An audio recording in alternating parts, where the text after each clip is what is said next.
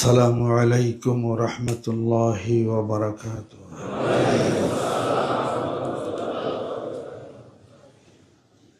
نحمده ونصلي على رسوله الكريم. أما بعد فأعوذ بالله من الشيطان الرجيم. بسم الله الرحمن الرحيم. في قلوبهم مرض فزادهم الله مرضا ওয়ালাহুম আযাবুন আলীমুম বিমা কানু ইয়াকযিবুন। সাদাকাল্লাহুল আযীম। সম্মানিত মুহিব্বিন ইকরাম, সম্মানিত উলামা ইকরাম, মহান মাবুদের দরবারে কালিমাতুশ শুকর আদায় করি যে মহান রব্বুল আলামিন ফজরের নামাজ বাজামাতে পড়ার তৌফিক এনায়েত করলেন। আলহামদুলিল্লাহ। লক্ষ কোটি শুকর।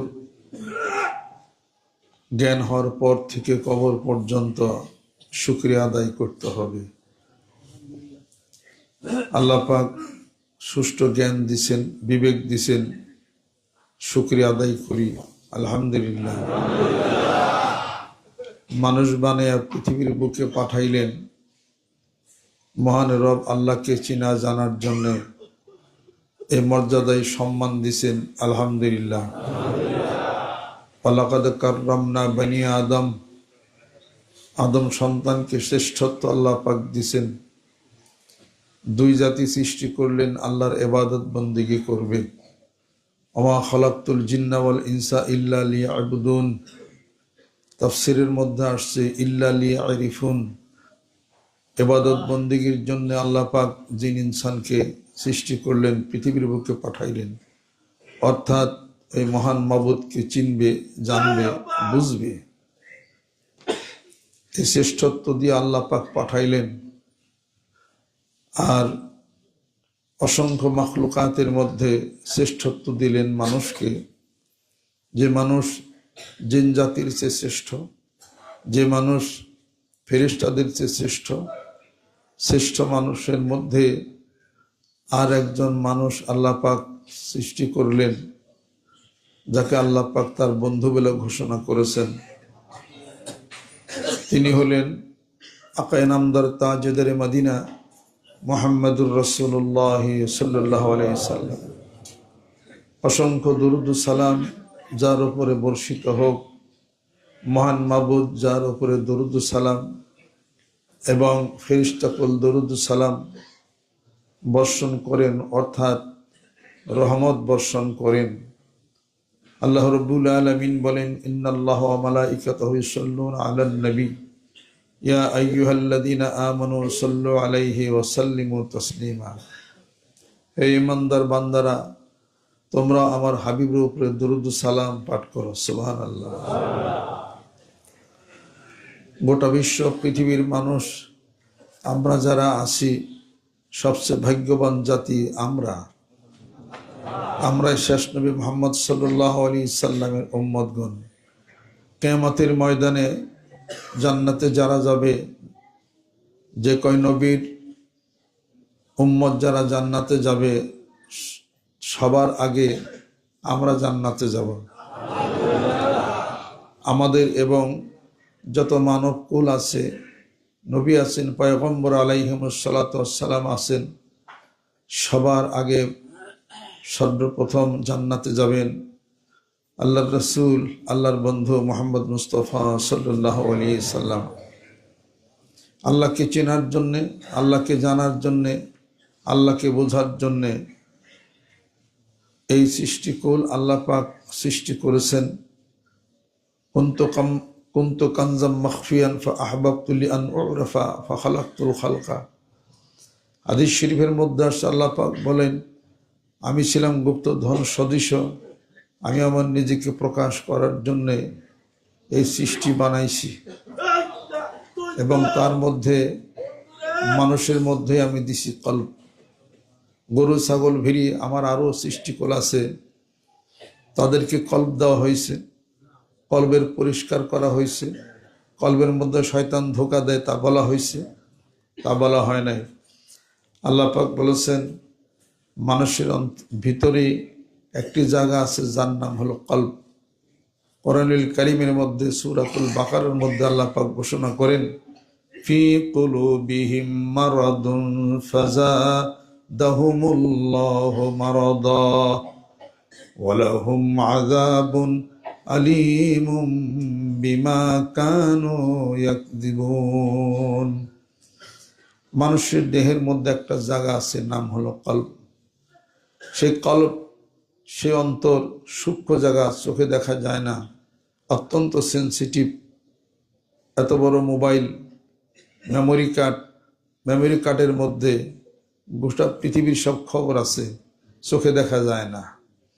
অনুরূপভাবে মানুষের দেহের মধ্যে একটা মেমোরি কার্ড আল্লাহ পাক দিয়া দিয়েছেন, যেখানে মানুষের সুখ, দুঃখ, অভাব, অনটন, আকুতি, প্রেম, ভালোবাসা, বিনয়বনতা, পরশ্রী কাতরতা, মারামারি, কাটাকাটি, হানাহানি, রাসূলের মহব্বত, আল্লাহর ভয় ভীতি, সব কিছু ওখানেই কাজ করে।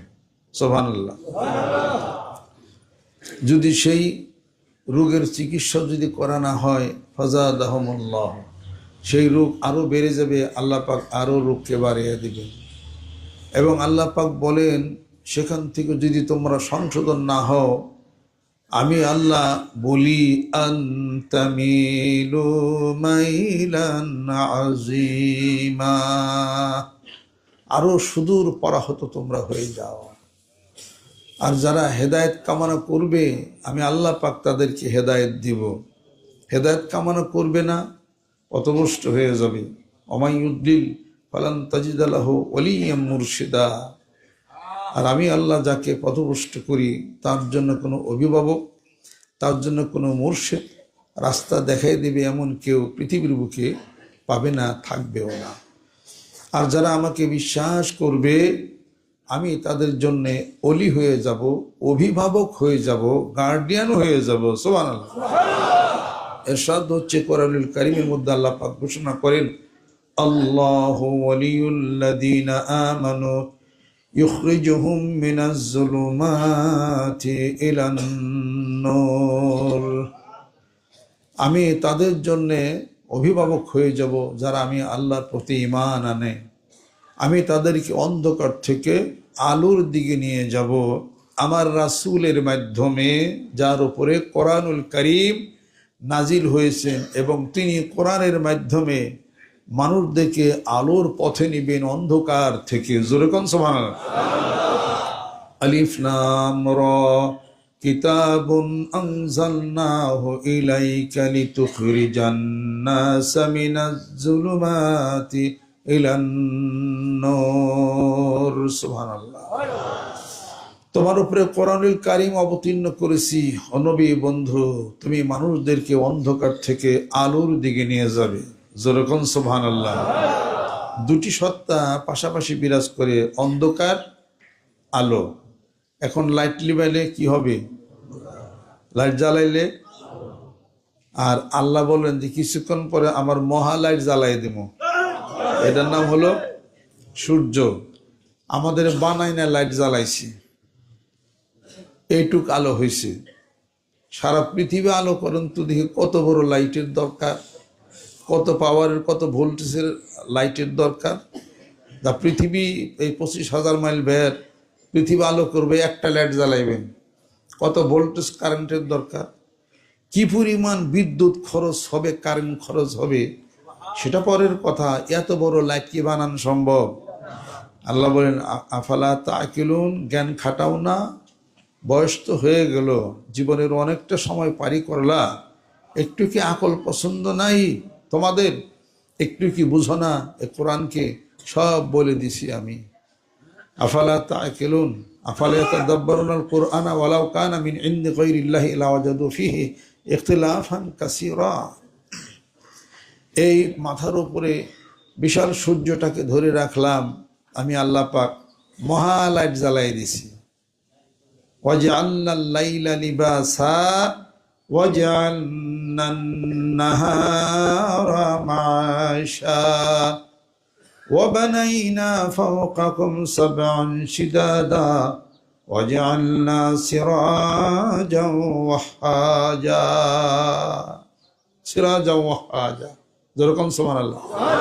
প্রজ্বলিত এক আলো মাথার উপরে দিছে, এর নাম হলো সূর্য, যেরকম সুবহানাল্লাহ। শামস, আবার এই সূর্য দিছি আলো, দিবস বানাইলাম কার জন্যে?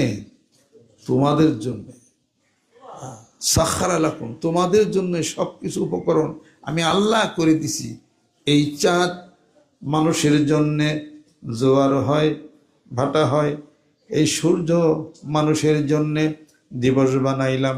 মাঠে ঘাটে প্রান্তরে, অফিস আদালতে, রাজনীতির মঞ্চ কাঁপাইলা সূর্য। কৃষক ভাইয়েরা বলে সূর্য ওঠে নাই, আলো নাই, সরিষায় মেন্দা ধরে গেছে। সূর্য না হলে পরে পুকুরে যারা মাছ চাষ করে বলে অক্সিজেন ফেল হয়ে গেছে। কথা ঠিক কিনা? সূর্যের দরকার আছে না নাই? আল্লাহ বলেন মহা সূর্য, মহা আলো, এই চেরাগ বাতি জ্বালায় দিছি। তোমাদের বানানো বাতি দুনিয়াটাকে আলো করো দেখি কি পরিমাণ দরকার। আর সেকেন্ডে সেকেন্ডে 40 লক্ষ টন লাকড়ি জ্বালাইয়া মাথার উপরে সূর্য ধরে রাখছে, আলো বানাইছি। হ্যাঁ, একটু কি জ্ঞান নাই, একটু কি আকল পছন্দ নাই? কোথায় চলছ হে উদ্ভ্রান্তের মতো? ইয়া আইয়ুহাল ইনসানু মা গররাকা বিরব্বিকাল কারীম, হে মানব সকল, উদ্ভ্রান্তের মতো কোথায় চলছ? আমি দয়াময় প্রভুকে ফেলে রেখে কিসে তোমাকে আমার কাছ থেকে দূরে সরায় নিয়ে গেল? তোমার ভিতরে দিছিলাম একটা জায়গা, এটার নাম হলো কলব। কলবের কথা কোরআনুল কারীমের মধ্যে আছে কিনা? এই যে দলিল দিলাম, ইল্লা মান আতাল্লাহ বিকলবিন সালিম। আরেক দলিল অনেক আছে কলবের কথা, আমরা তো বানাই নাই। মানুষে বলে যে পীরের দরবার, পীরের কাছে গেলেই খালি কলব কলব হয়। আমরা বলি না, আল্লাহ পাক বলছেন তার কালামের মধ্যে, কোরআন শরীফই তো খুলি না। আলা বিযিকরিল্লাহি তাতমাইন্নুল কুলুব, একমাত্র জিকিরই কলব প্রশান্তি হবে। যেরকম সুবহানাল্লাহ।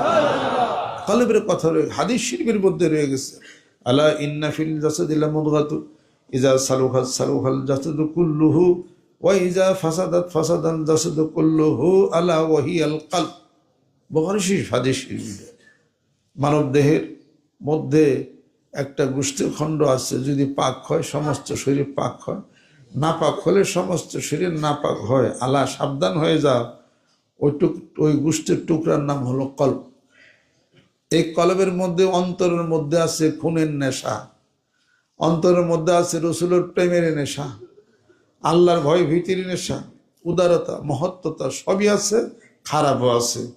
খারাপ কাজ করলে কলবের সেই সেলগুলি, সেটা পুরো হার্টের সেই সেলগুলি, ওইটাই প্রমিনেন্ট হয়ে যায়, শক্তিশালী হয়ে যায়। এখন তার খালি নেশা, খালি চাপ্পই।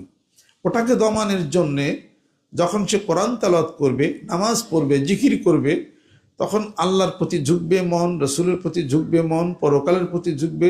তখন হার্টে সেই সেলগুলি সেটা শক্তিশালী হয়ে যায়।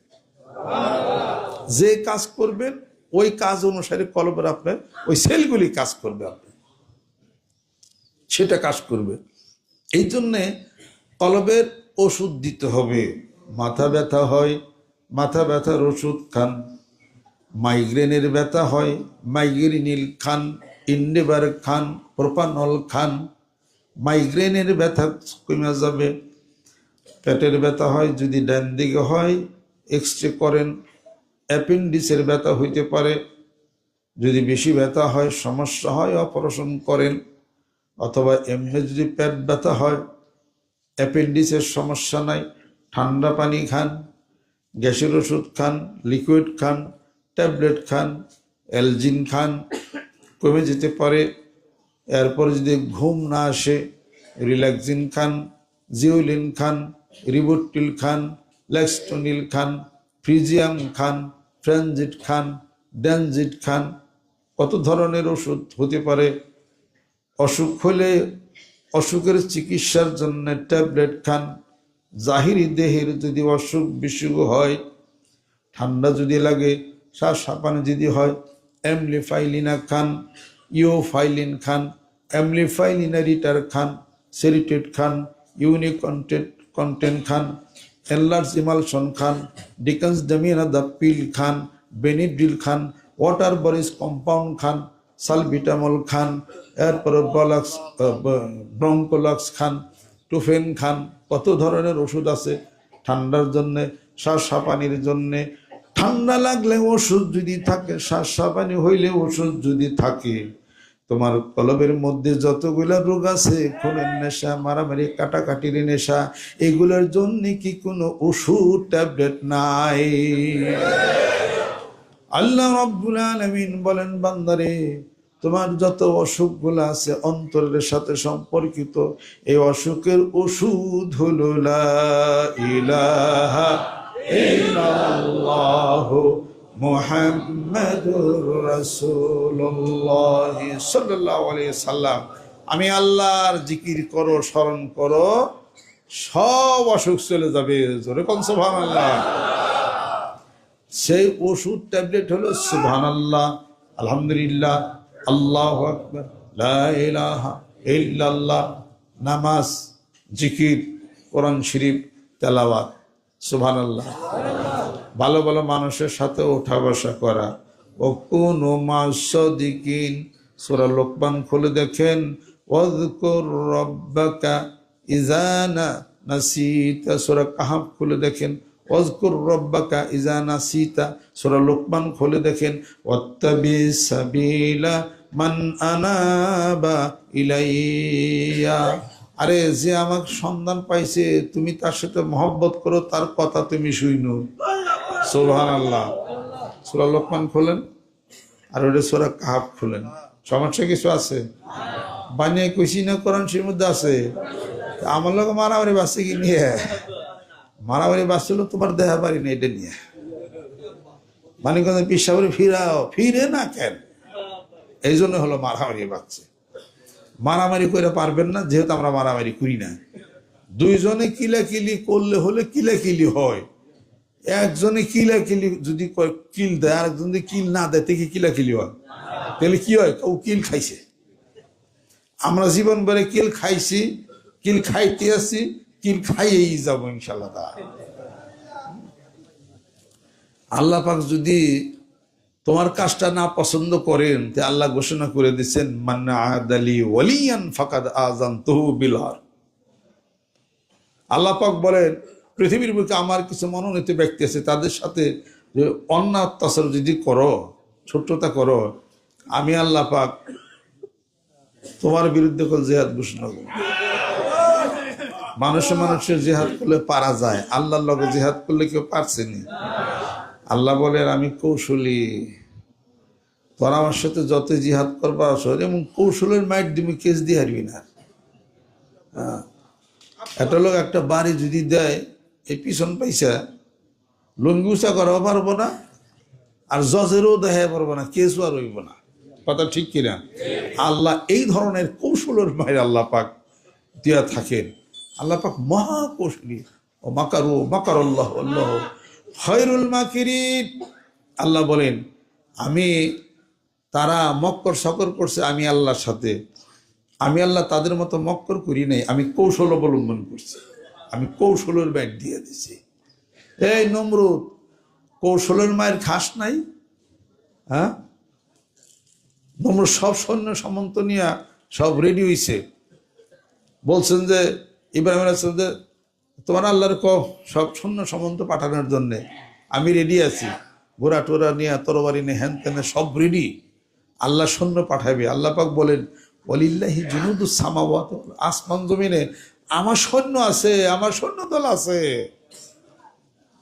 আল্লাহ বলেন, আমার যে মিসাইল আছে, হ্যাঁ, ওর একটা মিসাইল ছাইরা দিলে ওরম ট্রাম্পের মতো সাইডটা আমরা কামড়াইয়া বল্লায় ওর মুখ চোখ আর হলে আলাই থাকবে।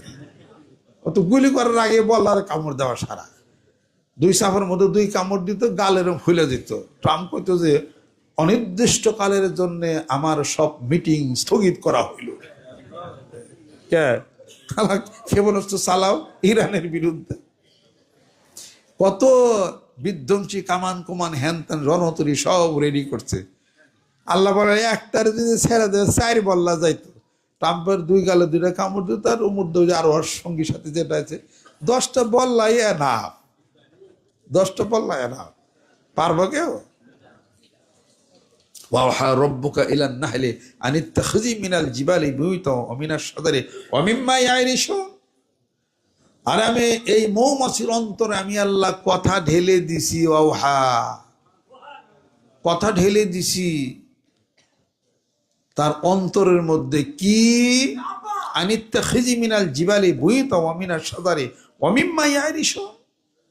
এই মৌমাছি পাহাড়ের পাদদেশে ঘর বানাবি, দেখেন না পাহাড়ের ইয়ের মধ্যে মৌমাছি ঘর বানা, গাছে ঘর বানাবি, তোর বাড়ি বানাবি, মানুষ যেখানে বসবাস করে ওই নতুন ঘর বানাবি। দেখেন না বাড়ির ঘরের কোনার মধ্যে মৌচাক, এই জায়গায় মৌচাক কত বাড়িতে তুমি দেখছি, কিছুই কয় না, কিন্তু মৌচাক খোঁজা দিয়ে দেখেন, আপনার তো কামড়িয়া মারবই, আপনার গরু বাছুর বেশি মাইরা হালাইব। মৌমাছির কামড়ে কত গরু ছাগল মারা গেছে। এই মধুবাঙ্গা পাখি আছে সোদা, মানুষের কামড়া সব কেড়ে কামড়ায়, এটা কে পারেন না? 10টা বল্লার সাথে কিলাকিলি কুস্তি যতই করেন পারবেন? একটা লাঠিনের লাঠিতে বাইরে বেরিয়ে করেন দিয়ে বল্লার লাগে পারেন নি। আল্লাহ বলেন এত বড় কামান, এত মানব বিধ্বংসী যন্ত্র, মিসাইল ক্ষেপণাস্ত্র, কত কিছু, পারমাণবিক অস্ত্র, কয় টন জানি ওজন, ওই পারমাণবিক অস্ত্র সুইচ দেওয়ারই তো সময় পাবি না, তার আগে দেখবি যে বললা তোর 4টা কাপড় দেওয়া লাগছে।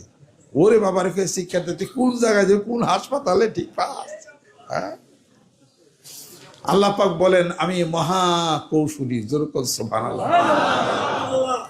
মানুষ তোমরা একটু জ্ঞান খাটাও না, যিনি মানুষ সৃষ্টি করলেন তার তার সেই কুদ্রতের ব্রেনটা কত বড়। সুবহানাল্লাহ। নম্র সব রেডি হয়েছে, সৈন্য সামন্ত মনে করছে যে কোনো দল টলা সব যুদ্ধ করার জন্য দাঁড়িয়ে রয়েছে। জিজ্ঞেস করে কো তোমার সৈন্য সামন্ত কই অপেক্ষা করো আসতে। যে কালা কি জানি ঝাঁকে ঝাঁকে আসে, কালো হয়ে গেছে সব, সব বল্লা, এই মশা মশা। আল্লাহ পাক বলেন মশার কথা মাছির কথা কোরআন শরীফে বলছি দেখে তোমরা মানে ঠাট্টা করো যে কোরআন শরীফে মশা মাছির কথা আল্লাহ পাক বলছে কেন? আল্লাহ পাক বলেন ইন্নাল্লাহা লা ইস্তাহি, ইন্নাল্লাহা লা ইস্তাহি, তারপরে কি আইয়াদরিবা মাসালাম মা বাউদাতান ফামা ফাওকাহা। আল্লাহ পাক বলেন আমি তো লজ্জাবোধ করি না যে একটা মশা মাছির কথা কোরআনুল কারীমে উদাহরণ দিব। মশার লাগাইতে পারো না, মাছির লাগাইতে পারো না তোমরা। এটা এবার তো সব মাথা নিচা করছে, কিরে কালা কালা কি দেয়া যায়, সব তিরমির সব কিছু রেডি করছে। আল্লাহ বলে পাঠাইছি মশা লইরা লগে, মশাই কামড়িয়া সৈন্য সম্বন্ধ যা আছে গুস্ত মুস্ত সব খাই আল্লাহ, বড় বড় মশা শেষ। একটা ল্যাংনা মশা আসছিল, আল্লাহ আমি তো কিছু করতে পারলাম না, আমার জন্য কিছু আছে না বাঘ? আল্লাহ তুই চিন্তা করিস না, তোরে দিয়ে তো বড়টা ধরবো। এই এরা ঠ্যাঙাটা ওর ল্যাংরা বসে থেকে দেখে নমরুর বাসা আছে কয় বসে থেকে কাম কি আছে এইটারে দড়ি যায়।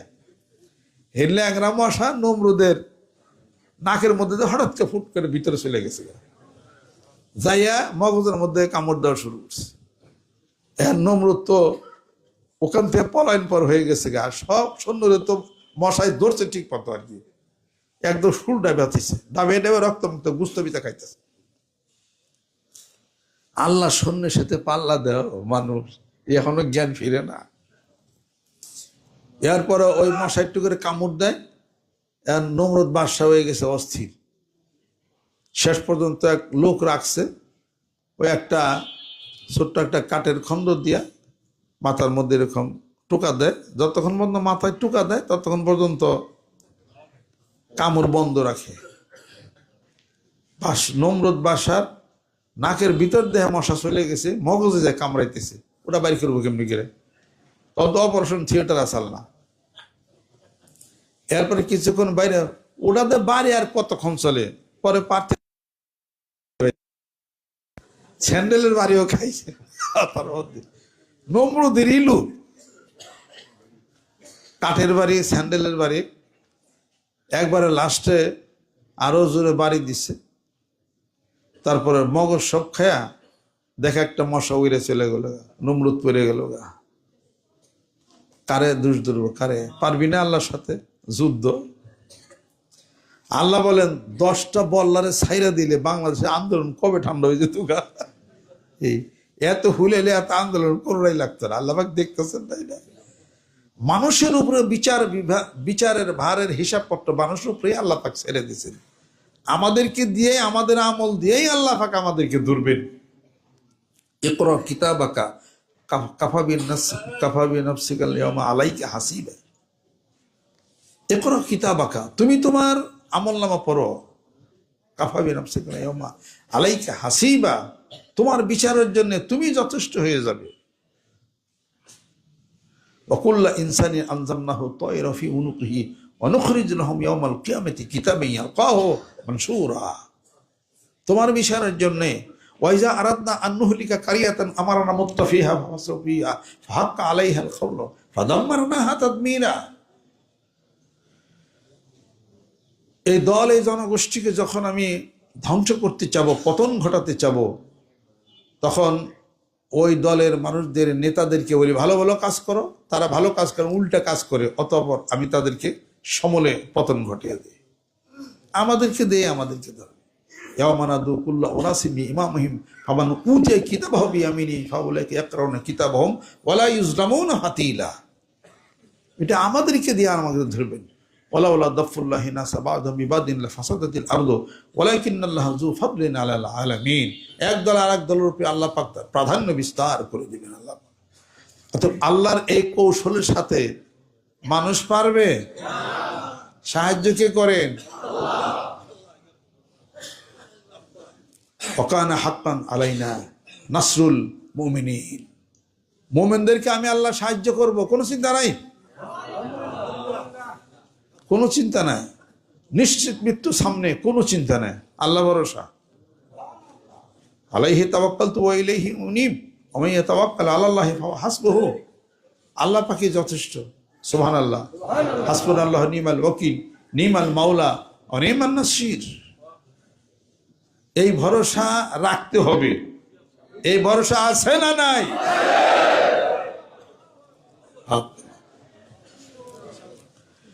এই জজবা ভিতরে এমনি এমনি আসবে না। ট্যাবলেট খাওয়া লাগবে, ওষুধ খাওয়া লাগবে, জিকিরের ওষুধ। সুবহানাল্লাহ, আলহামদুলিল্লাহ, লা ইলাহা ইল্লাল্লাহ। জিকির করলে অন্তরে, কলবে আলো হবে। কোরআন তেলাওয়াত করলে আলো হবে। নামাজ পড়লে আলো হবে। জোরে কোন সুবহানাল্লাহ। এই আলোতে কলবের ভিতরে অন্ধকার সব দূরে চলে যাবে। আল্লাহর নবী তিরমিজি শরীফের মধ্যে বলেন, বর্ণনা করেন, ইত্তাকু ফিরাসাতাল মুমিন ফাইন্নাহু ইয়ানজুরু বিনুরিল্লাহ। মুমিনের ফেরাসাতকে, অন্তরের দৃষ্টি, দূরদৃষ্টিকে ভয় করো। একজন মুমিন ব্যক্তি যখন দেখে, তখন কলবের চোখের মাধ্যমে আল্লাহর নূর দ্বারা দেখতে পায়। আমি বলি না, তিরমিজি শরীফের মধ্যে বলে, আর ওলামা একরাম আছে, বললে কইবি। তাহলে দেখা দেখির ব্যাপার আছে না না? কেমনে দেখে? জাহিরে চোখ দিয়ে দেখে। এই যে মানুষের দুটি চোখ আল্লাহ পাক দিছেন, এই চক্ষু দিয়া লেনদেন, খেলাধুলা, যাই কিছু করুক না দুনিয়ার সমস্ত কাজ এই চোখ দিয়া দেখে। আরেকটা চোখ আছে, এটা হলো অন্তরের চোখ। আরেকটা চোখ আছে কলবের চোখ, অন্তরের চোখ। এই কলবের চোখের মাধ্যমে যখন নূর পয়দা হয়, নামাজের নূর, জিকিরের নূর, কোরআন শরীফ তেলাওয়াতের নূর যখন হয়, ওই কলবের সেই নূর, সেই আলো দিয়া একটা মানুষ যখন দেখে, অন্তরের চোখ দিয়া আল্লাহর আরশ পর্যন্ত দেখতে পায়। আমি বলি না, হাদিস শরীফে পাই। এর মিথ্যা না সত্য? সত্য। ওই জগতে ঘুরি না, এই জন্য বুঝি না। একটু ঘুরেন, ঈশ্বরের কাছে গেলে নতুন নতুন কথা পাওয়া যায়। এই কথা কি ঠিক? না না না, এই কথা তো ঠিক না। সবই পুরাতন কথা, সবই ১৫০০ বছর আগে হাদিস কোরআন শরীফের কথা। রিসার্চ করি না, জানি না, বুঝি না, আমল করি না, খেয়াল করি না, ভুলে গেছি। কথা ঠিক কিনা? ভুলে যাওয়া জিনিসগুলোকে স্মরণ করে দেওয়া হয়, সাবধান করে দেওয়া হয়। ওয়ালাকাদ ইয়াসসারনাল কুরআনা লিযিকরি ফাহাল মিন মুদ্দাকির। আল্লাহ পাক স্মরণ করেছেন না সূরার মধ্যে ৪ বার বলছেন না? ওয়ালাকাদ ইয়াসসারনাল কুরআনা লিযিকরি ফাহাল মিন মুদ্দাকির। কোরআনুল কারীম সহজ করে দিয়েছি তোমাদের জন্য। আছে কি কেউ উপদেশ গ্রহণ করবে? কোরআনুল কারীম কি খুব কঠিন? কঠিন না তো। কঠিন যদি হয়তো কেউ মুখস্থ করে রাখা পারত। ছোট ছোট পোলাপান কোরআন শরীফ একটু মুখস্থ করে। আপনার জীবনে কোরআনুল কারীম সারা, হাদিস শরীফ সারা আর যা পড়ছেন, একটা বই আঘাত থেকে মুখস্থ পঞ্চে দেখি কত নম্বর বিলে একটু দোয়া নিয়ে যায় ফজরের পরে। আসেননি কেউ? হ্যাঁ, এত না জ্ঞানী গুণী, এত না জ্ঞানী গুণী মহাজন। কত জ্ঞানী গুণী, কত মহাজন, কত মার ধন মানিকি রতন। এত না জ্ঞানী গুণী, এত না মহাজন, এটা মুখস্থ পারো নাকি? ২-১ লাইন পারবার ব্যক্তি বলছো, যা পড়ে পাস করছো তাই তো ৪ লাইন কই পারবা না। আল্লাহ যে সহজ করছেন, মানুষকে এটা মনে রাখার জন্য আল্লাহ পাক কায়দা করে দিছে।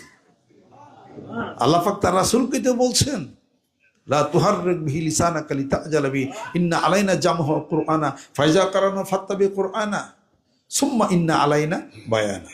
সুবহানাল্লাহ।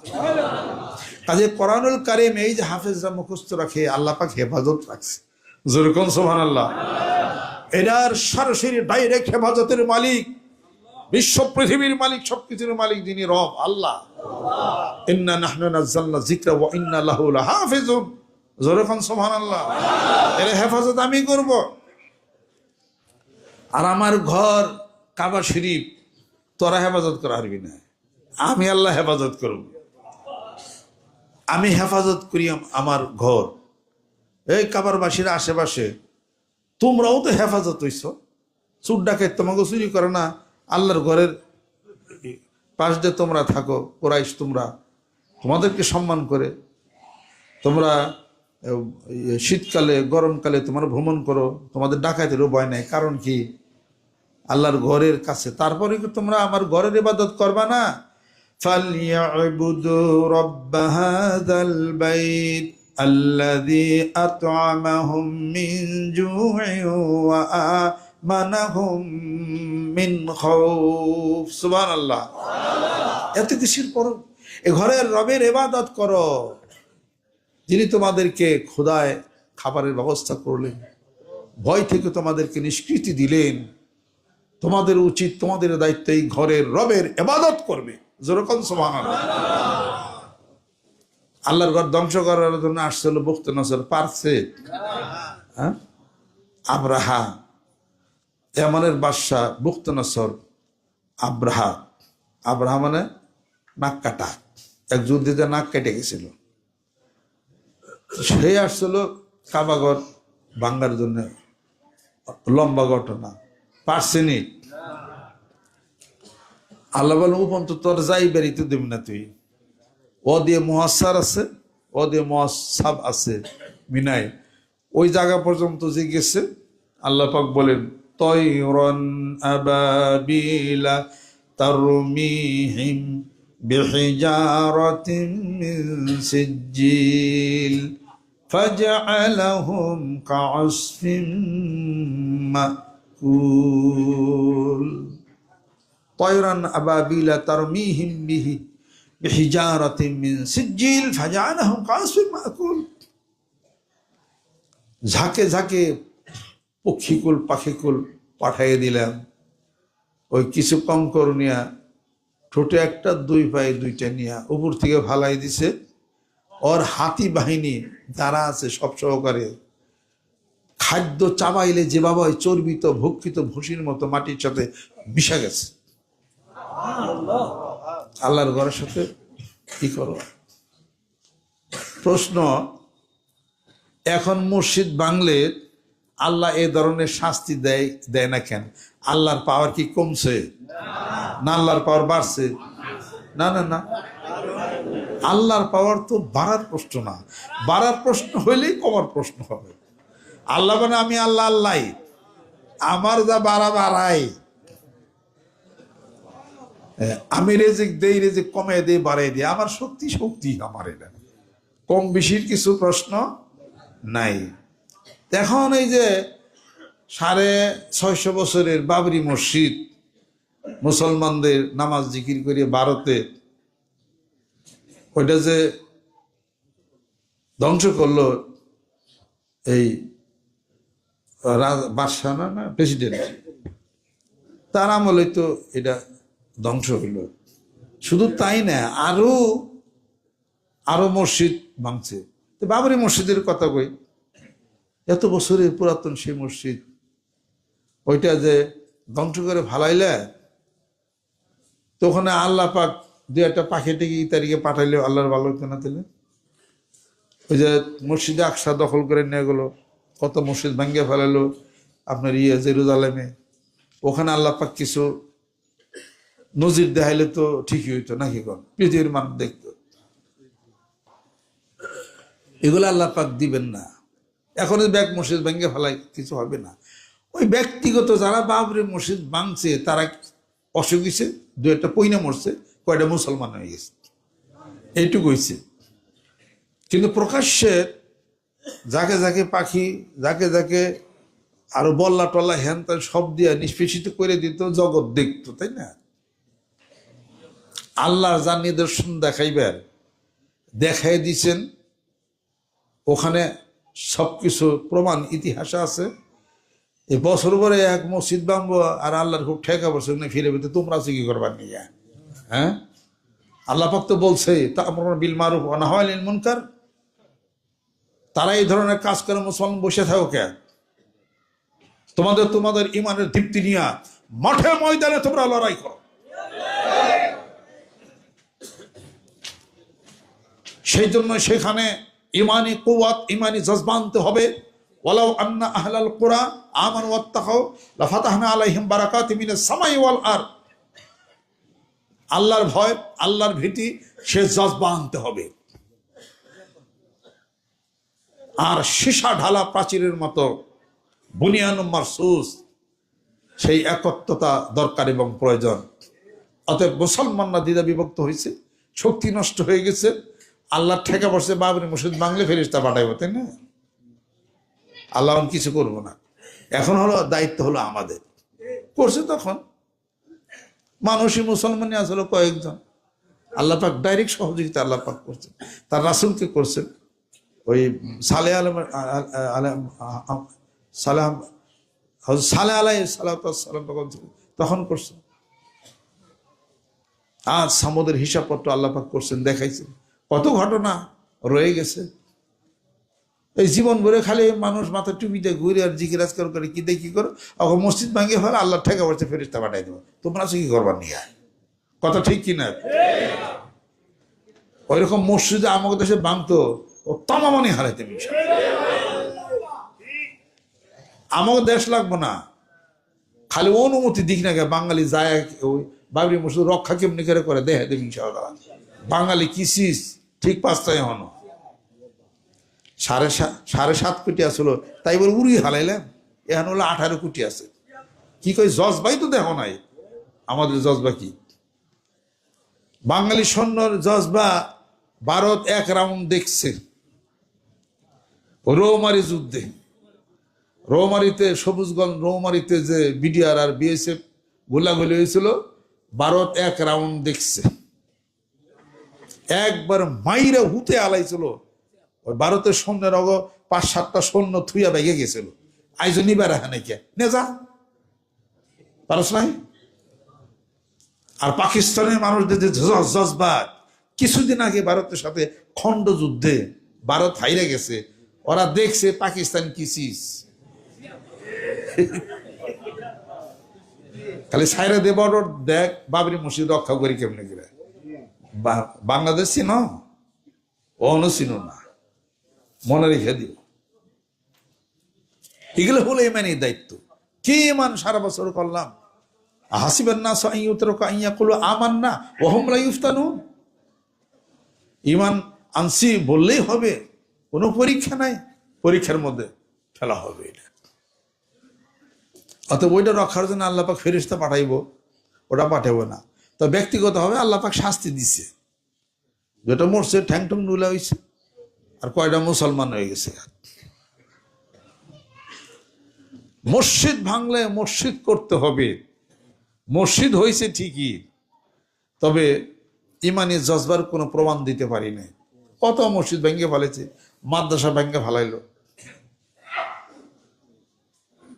অত্যন্ত সুকৌশলে এই মোদী সরকার মুসলমানদের নিষ্পেষিত করার জন্য সমস্ত ঐতিহ্য নষ্ট করার পিছনে তারা জানাচ্ছে।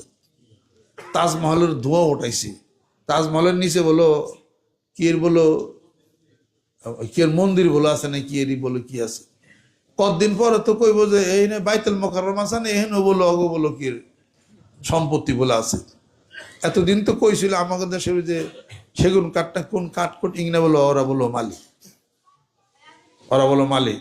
অংশু হইছে আইস মালিকানা দাবি করার জন্য বর্ডার পাড়ি তো এবার দিন না। বর্ডারে যে সমস্ত আমাদের আর্মি বিডিআর মানে বিজিবি যা আছে না, যেরকম শক্তি বাঙালি গো, আর যে বডি দেখলাম না, ওই ইন্ডিয়ার ওই যে সৈন্য মনে আছে না, কচু কচু খাই কি পাতলা পাতলা চিকুন দেখা যায়, ওনার পারে মেরা আলেব, বন্দুক নাকবো না, এই যে জিকার নলা আছে না, বাইরে মেরে আলেব গেলে বর্ডার। ও নাত্যের গুতার ছুটে বর্ডারে যে সমস্ত ইন্ডিয়ান সৈন্য আছে ওগুলো তেমনি মরবো দেখে তো কাঁটাতারের বেড়া দিচ্ছ। কাঁটাতারের বেড়া দেওয়ার পর বেড়ার ভিতরে এমন করে বন্দুক উঠে গেছে, এত ডর। আমরা ছোট্ট একটা দেশ, এত ডর তো কি করতেছি কিনা কি এর মধ্যে। কারণ কি? জজবা আছে, যেরকম জিকিরের জজবা রুহের আত্মার জগতের খোরাক হচ্ছে, যেরকম সুবহানাল্লাহ। সেই কথা মনে রাখতে হবে।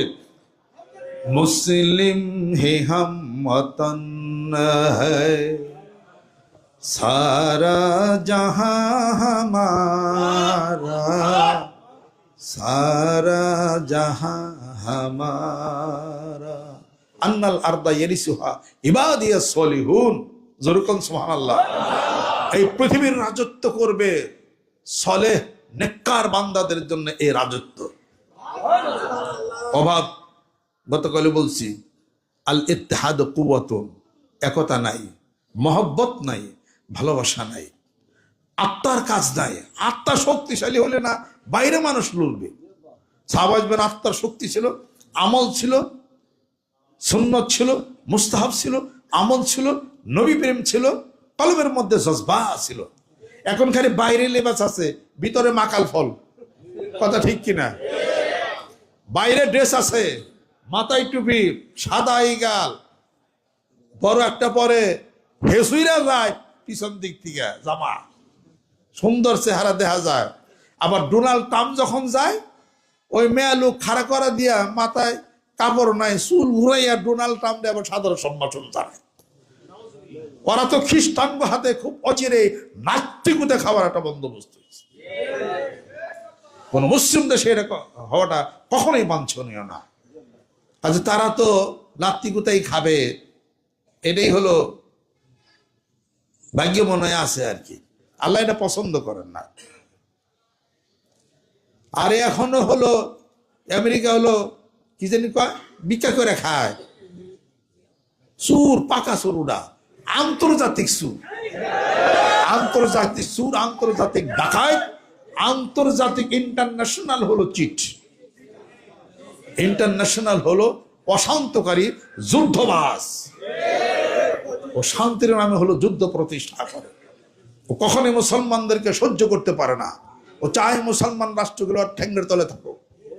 মুসলমান কখনো ঠ্যাঙ্গের তলে যাবে না, মুসলমান আল্লাহ পাকের কুদরতের পায়ের তলে যাবে। যে মুসলিম রাষ্ট্র এটা বুঝে না, তারা কোনো না কোনো দিন ওই খ্রিস্টানদের লাত্তিগুতাও তারা কয়েকদিন খাবে।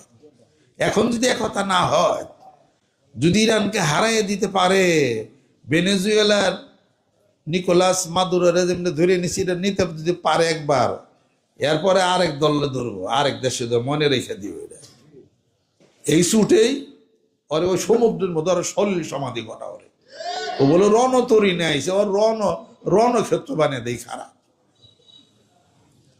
আমার সাথে যদি হইতো কত বাতে কত চাইল ও দেখাই দিতাম একবার।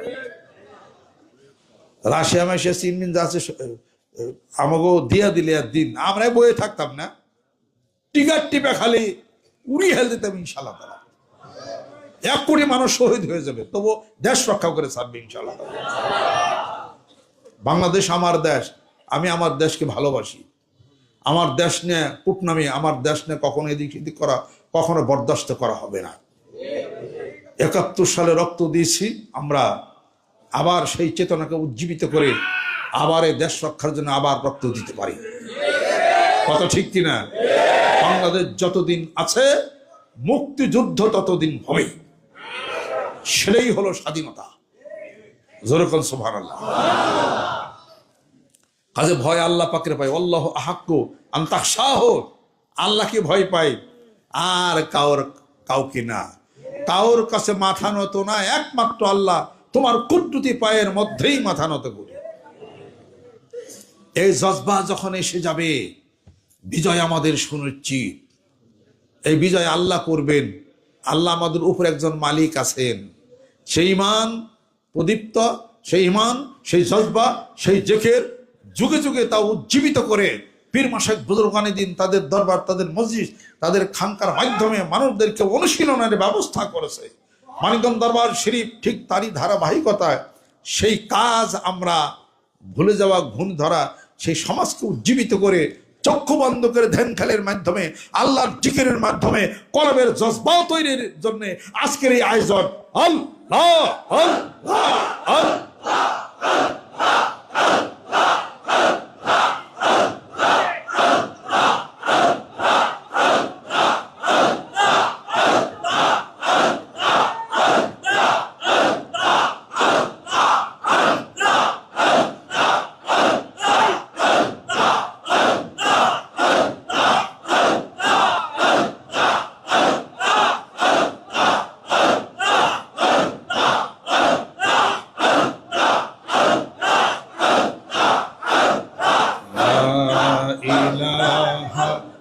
ইল্লাল্লাহু মুহাম্মাদুর রাসূলুল্লাহ সাল্লাল্লাহু আলাইহি ওয়াসাল্লাম। আল্লাহ পাক একটা ওষুধ, একটা তাবিজ বিক্রি করছেন, একটা ট্যাবলেট দিয়েছেন। ট্যাবলেটের নাম হলো কোরআনুল কারীম। কোরআনুল কারীম তেলাওয়াত করেন, অসুখ চলে যাবে। কোরআনুল কারীম তেলাওয়াত করেন, অভাব চলে যাবে। কোরআনুল কারীম তেলাওয়াত করেন, দুশ্চিন্তা চলে যাবে। কোরআনুল কারীম তেলাওয়াত করেন, সমস্ত বিপদ চলে যাবে। ইন্নাহু লাকুরআনুন কারীম ফি কিতাবিম মাকনুন লা ইয়ামাসসু ইল্লাল মুতাহহারুন তানজিলুম মির রাব্বিল আলামিন। যেরকম সুবহানাল্লাহ। ইন্নাহু লাকাউলু রাসূলিন কারীম, সম্মানিত এক ফেরেশতা জিবরাইলের মাধ্যমে আল্লাহর কথাগুলি তার রাসূলের উপরে অবতীর্ণ হয়েছে। জোরে জোরে কোন সুবহানাল্লাহ।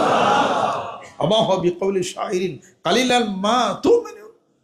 এটা কোনো কবির কথা না, কবির ভাষা না, অল্প সংখ্যক লোকই তো তোমরা এটাকে বিশ্বাস করো। ওয়ালা বিকাউলি কাহিনিন কালিলাম মা তাযাক্কারুন। এটা কোনো গণকেরও ভাষা না, অল্প সংখ্যক মানুষই তো তোমরা উপদেশ গ্রহণ করে থাকো। কি তাহলে এটা? তানজিলুম মির রাব্বিল আলামিন, আল্লাহর পক্ষ থেকে অবতীর্ণ এক সম্মানিত কিতাব আল কুরআন আল কারীম। যেরকম সুবহানাল্লাহ। কুল্লা ইন ইসতামাতিল ইনসাল জিন্নু আলা আইয়াতু বিমিসলি হাযাল কুরআনে লা ইয়াতুর বিমিসলিহি ওয়ালাউ কানা বাদহুম লিবাদিন যহিরা। হে রাসূল বলে দিন, সমস্ত জিন ইনসান একত্রিত হোক, আমার কোরআনুল কারীমের মতো আরেকটি কোরআনুল কারীম রচনা করে দেখা পারবে? যদিও জিন জাতি মানব জাতির সাহায্যকারী হয়, মানব জাতি জিন জাতির সাহায্যকারী হয়, লা ইয়াতুনা, পারবে না। সুবহানাল্লাহ। ওয়ালাউ আন্না মা ফিল আরদি মিন শাজারাতিন আকলামুন ওয়াল বাহরু ইয়ামুদ্দুহু মিন বা'দিহি সাবাত আবহুরিন মা নাফিদাত কালিমাতুল্লাহ ইন্নাল্লাহা আজিজুন হাকীম। আল্লাহ কানাল বাহরু মিদাদাল লিকালিমাতি রাব্বি লা নাফিদাল বাহরু ক্বাবলা আন তানফাদা কালিমাতু রাব্বি ওয়ালাউ জিনা বিমিসলিহি মাদাদা। সমস্ত সাগরের পানিগুলি কালি বানাও যদি, অসংখ্য বৃক্ষ তরুলতাগুলো যদি কলম হয়ে যায়, আমি আল্লাহর কালামের এই ব্যাখ্যা লেখা যদি আরম্ভ করো, এই অনন্ত সাগরের এই পানিগুলি সব নিঃশেষ হয়ে যাবে, অসংখ্য বৃক্ষ তরুলতাগুলি কলমগুলিও শেষ হবে, আমার কুদরতের কালামের ব্যাখ্যা লিখে শেষ করা যাবে না।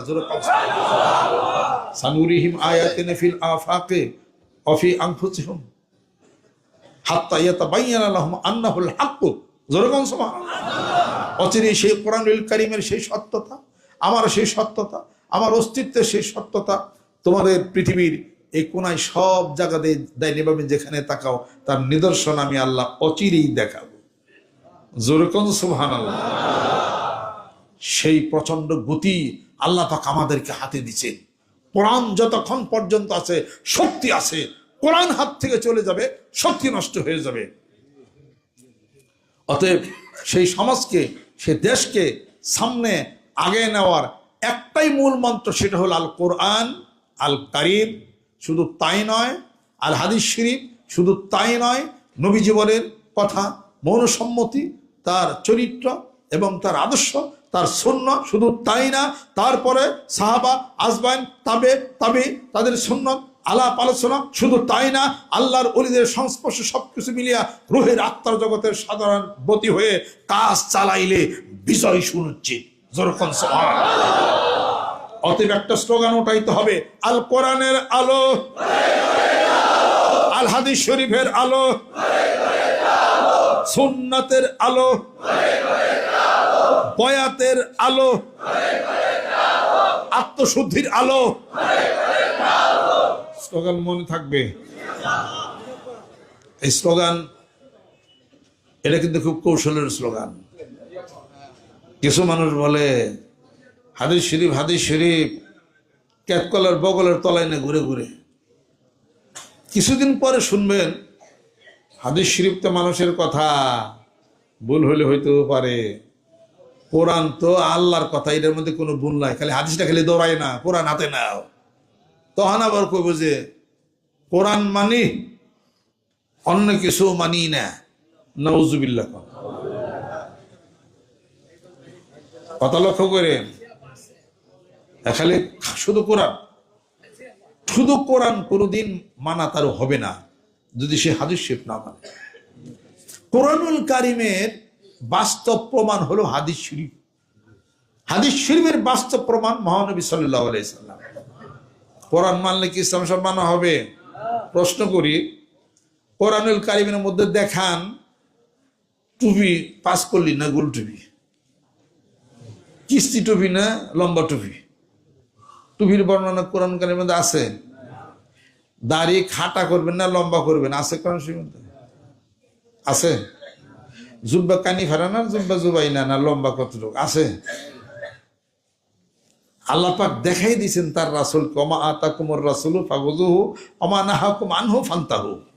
আল্লাহ তো বলেই দিয়েছেন, আমার রাসূল জানিয়ে আসছে যে আদেশ করে শোনো, নিষেধ করে সেটা তোমরা করো না। এটা আমার রাসূলকে ফলো করো। আতিউল্লাহ রাসূল ওয়া উলিল আমরি মিনকুম। আমার রাসূলকে ফলো করো, তাকে ইত্তেবা করো, তারে অনুসরণ করতে করেন বলেই দিছে। আপনি তো নবী পর্যন্ত যাইতে আপনাকে হবে, হাদিস পর্যন্ত যাইতে আপনার হবে। ও ভাই নাই, আলাইকুম বিসুন্নতি ওয়া সুন্নাতিল খুলাফার রাশিদিন মাহদিন আদু আলাইহা বিন নওয়াজিস। আল্লাহ নবী সাল্লাল্লাহু আলাইহি ওয়াসাল্লাম বলেন তোমাদের উচিত এই সুন্নতের ইত্তেবা করা। শুধু তাই না, সাহাবাদের এবং আমার এই সুন্নতকে দাঁত দিয়ে কামড়ে ধরে রাখবা। সুবহানাল্লাহ। মানা আলাইহি ওয়া সাহাবী, আমি যার উপরে, আমার সাহাবারা যার উপরে আছে তারা তো ভুল করবে না। আল্লাহ নবী সব বলেই গেছেন, এটা সাহাবারা বাদ দিলে তো হবে না। কাজে হাদিস শরীফ বাদ দিলে, সুন্নত বাদ দিলে তো আপনি পারবেন না। এটা হলো কোরআন মানে অন্য কিছু মানি না। এটা হলো সুকৌশলে সাহাবাদের কাজ, কার্যকলাপ, সুন্নতকে কৌশলে বাদ দেওয়া। অতএব স্লোগানটা এই জন্য আমরা দেই, আল কোরআনের আলো ঘরে ঘরে জালো, আল হাদিস শরীফের আলো ঘরে ঘরে জালো, বায়াতের আলো মানে আত্মশুদ্ধির আলো ঘরে ঘরে জালো। তাজকে নফসের আলো ঘরে ঘরে জ্বালো, সুন্নতের আলো ঘরে ঘরে জ্বালো। সুন্নত এগুলো হলো স্ক্রু বল্টু, আর ঘরের খাম খুঁটি চাল এগুলো হলো ফরজ, আর স্ক্রু বল্টু এটা হলো সুন্নত। ঘরের উপরে স্ক্রু বল্টু দিয়ে যদি চাল আটকে না রাখেন জোরে করে উড়িয়ে নিয়ে যাবো, কথা ঠিক কিনা? সাহাবাদেরকে সুন্নত যদি না মানেন, আল্লাহ নবীর সুন্নত যদি না মানেন, ফরজ না টানাটানি পারলে জোরে করে উড়িয়ে নিয়ে যাবো গা। অতএব রাখতে হবে সাথে, কি সাথে?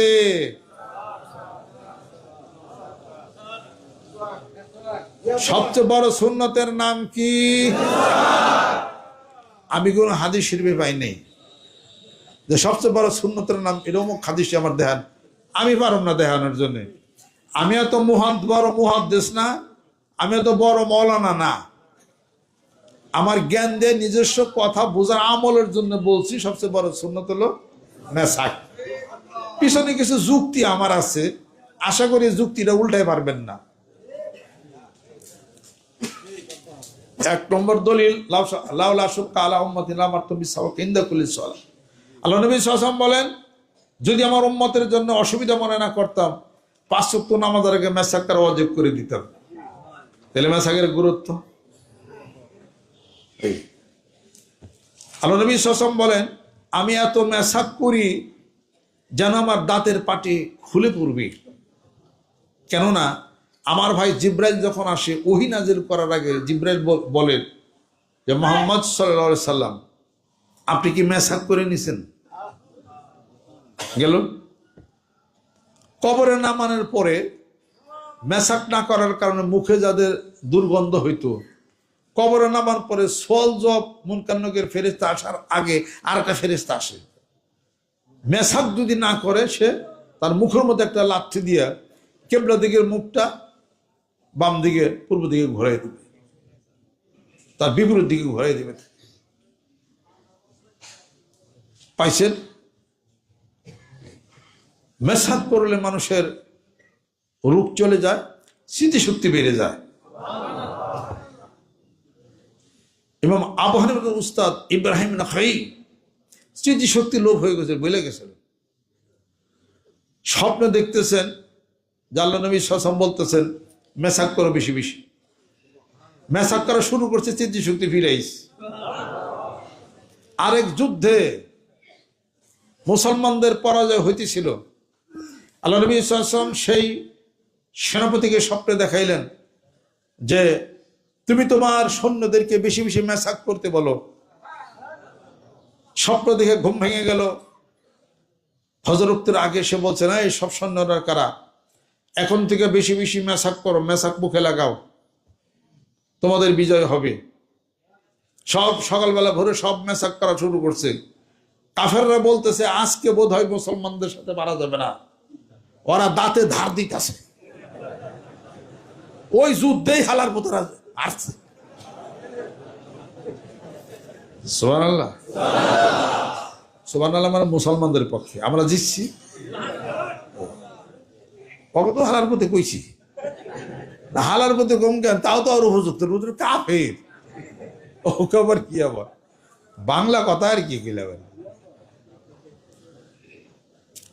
আল্লাহ নবী সাল্লাল্লাহু আলাইহি সাল্লাম এত অত্যাচার করছে, আল্লাহ নবী সাল্লাল্লাহু আলাইহি সাল্লামকে সহ্য করতে না পেরে বলছেন, আল্লাহ এই লোকগুলাকে আল্লাহ আমি মাফ করবো না, ওদেরকে তুমি ধ্বংস করে দাও। বুখারী শরীফ কিতাবুস সালাতের শেষ হাদিস শরীফটার মধ্যে দেখবেন আল্লাহ নবী সাল্লাল্লাহু আলাইহি সাল্লাম নামাজ পড়তেছিলেন মক্কাতুল মুকাররমার মসজিদে। ওখানে কাফেররা বলা বলে করতেছিল, কেউ কি পারো যে কিছু বর্জ্য পদার্থ, উটের নারী বুড়ি কিছু নিয়ে আসবা? আর এই মানুষটা মুহাম্মদ সাল্লাল্লাহু আলাইহি ওয়াসাল্লাম কথা বলতেছেন, ওই যে দেখো নামাজ পড়তেছে তার গাড়ির মধ্যে দিয়ে আসবা। কিতাবুস সালাতের মধ্যে এই হাদিস শরীফটি আছে, বুখারী শরীফের মধ্যে পাইবেন আপনারা। তখন তাদের মধ্যে এক লোক বলতে, হ্যাঁ আমি পারো। সেই উটের সেই নারী বুড়ি কিছু নিয়ে আল্লাহ নবী সাল্লাল্লাহু আলাইহি ওয়াসাল্লাম সেজদা দিছেন, ওখানে গাড়ির মধ্যে না ফেলাইছে। কত বড় কথা। এক লোক যে খবর দিছে বিবি ফাতিমা তখন দৌড়ে আসছে কানতে কানতে, আয়না টাইনা টুনে সেগুলো সব কিছু পরিষ্কার করছে।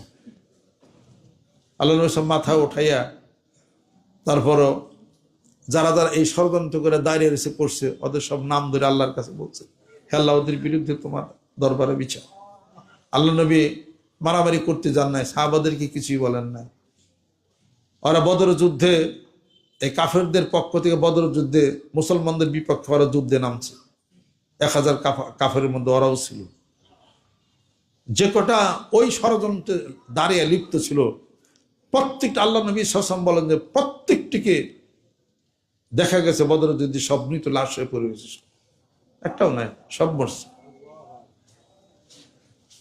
বড়রা মরছে, যে নেতা আবু জাহেল, ওটা ইবনে আফরা মুআব্বাজ ছোট 2 বালকের হাতে নিহত হইছে, মরছে।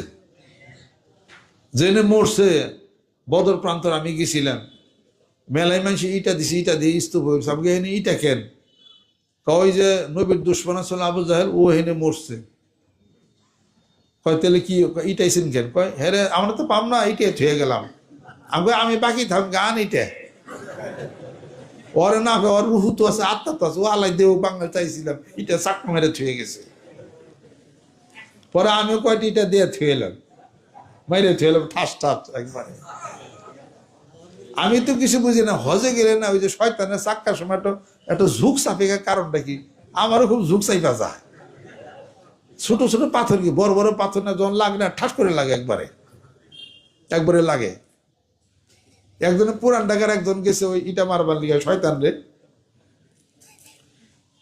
পাথর তো মারছে, একটা মারছে, এই তুই নাকি ইসমাইলে ধোকা দিছিলি ভাবি হালায় একইটা, হ্যাঁ তোর বি হালায় খাইছি। এখানে পাথর তো শেষ হয়েছে, পরে পাতে স্যান্ডেল খুলিয়া তোর বি হালা খাইছে, ওরা মাইনে থুয়ে গেছে। পাথর মারছে, স্যান্ডেলও মারছে। কত জনের দেখছি পাথর তো শেষ হয়েছে, ঝুঁকতাই পেয়ে গেছে, এখন স্যান্ডেল মারছে। হাদিসের মধ্যে আসছে শয়তানকে তখন ওখানে দাঁড় করানো হয়, শয়তান এত অপমান বেজ্জিত হয়, তারপরে শয়তান পিছে লাগে, হাজিকে পিছে লাগে, লাইগা হয় হাজি ভালো হইব, নাহলে আগের সে পাজি হইবি। দেখেন খেয়াল করে, শয়তান তো হেন থেকেই লাগছে। এই উড়োজাহাজে প্লেনে সাথে করে আইছে, হজে যান ডরের কাম আছে বলে শয়তান পিছে লাগো, বুঝছেন কাজ যে চাইবেন না বেশি। আর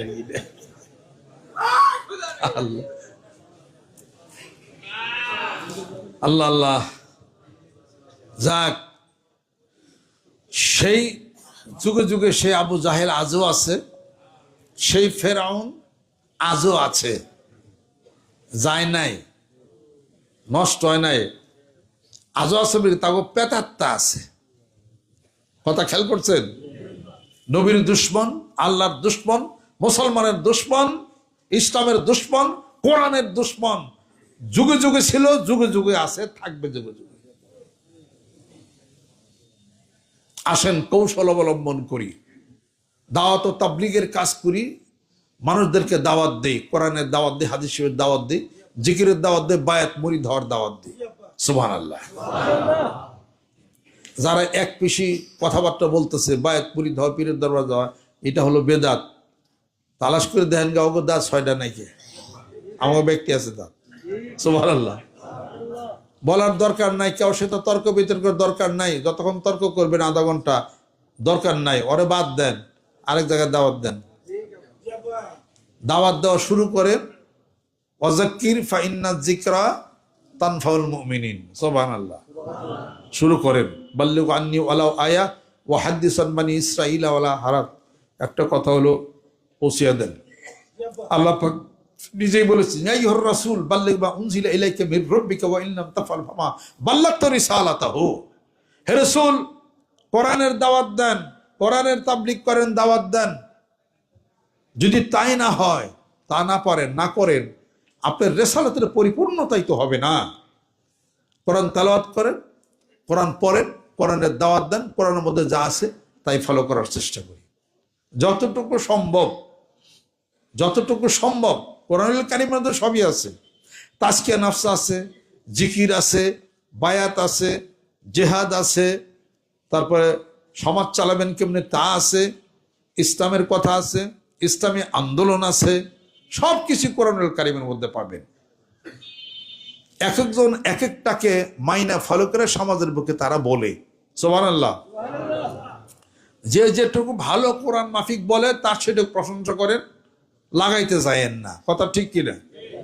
আপনি আপনার কর্তব্য সাধনে ব্রতী হয়ে যান। প্রত্যেকটা মুরিদ তারা নিয়াত করতে হবে, আমি যেন কোরআনুল কারীমের একটি খাদেম হতে পারি, যে পীরের শাইখের হাতে বায়াত গ্রহণ করে আমার আধ্যাত্মিক জগতের যাকে নেতা আমি মানলাম, তার নেতৃত্বে চলছি, যতক্ষণ পর্যন্ত ওনার নেতৃত্ব কোরআন হাদিস মাফিক চলবে আমরা ওনার অনুসরণ করব। কোরআন হাদিস মাফিক ওনার নেতৃত্বে চলবে না, এই নেতাকে আমরা বর্জন করব। কথা ঠিক আছে? এইভাবে করে প্রত্যেকটি নির্দেশনা এবং ফর্মুলা হিসাবপত্র নিয়ে বাংলাদেশের বুকে চলতে হবে। প্রত্যেকটা মুরিদকে মনে করতে হবে যে অন্তত পক্ষে যে ফর্মুলা মানিকগঞ্জের বর্তমান পেশাব চলছে, নিশ্চয় উনি ভালো কাজ করার জন্য চলছে। আমাকে রিসার্চ করেন, এ লক্ষ্য মুরিদ নিয়ে কোনো কিছু নিয়ে আমি কোনো টাকা পয়সা কামানোর কোনো দান্দায় নামছি কিনা, আমি কোনো নেতৃত্ব দিয়েছি এরা যাওয়ার আশা আমার আছে কিনা, তাহলে কোনটা কি? তো এই ধরনের দুনিয়ার কোনো লোভ আমার মধ্যে যদি না পান, এটা তো সাংঘাতিক একটা জিনিস। প্রথমেই তো মানুষকে খেয়াল করতে হবে ভদ্র কিনা, সভ্য কিনা, দুনিয়ার খেয়াল আছে কিনা, লোভ লালসা আছে কিনা। এগুলো হলো সবচেয়ে বড় জিনিস। পৃথিবীর যত মানুষই থাকে, ক্ষমতার লোভ থাকে, টাকা পয়সার লোভ তার অবশ্যই থাকে। তার এটা হলো ফার্স্ট পরীক্ষা।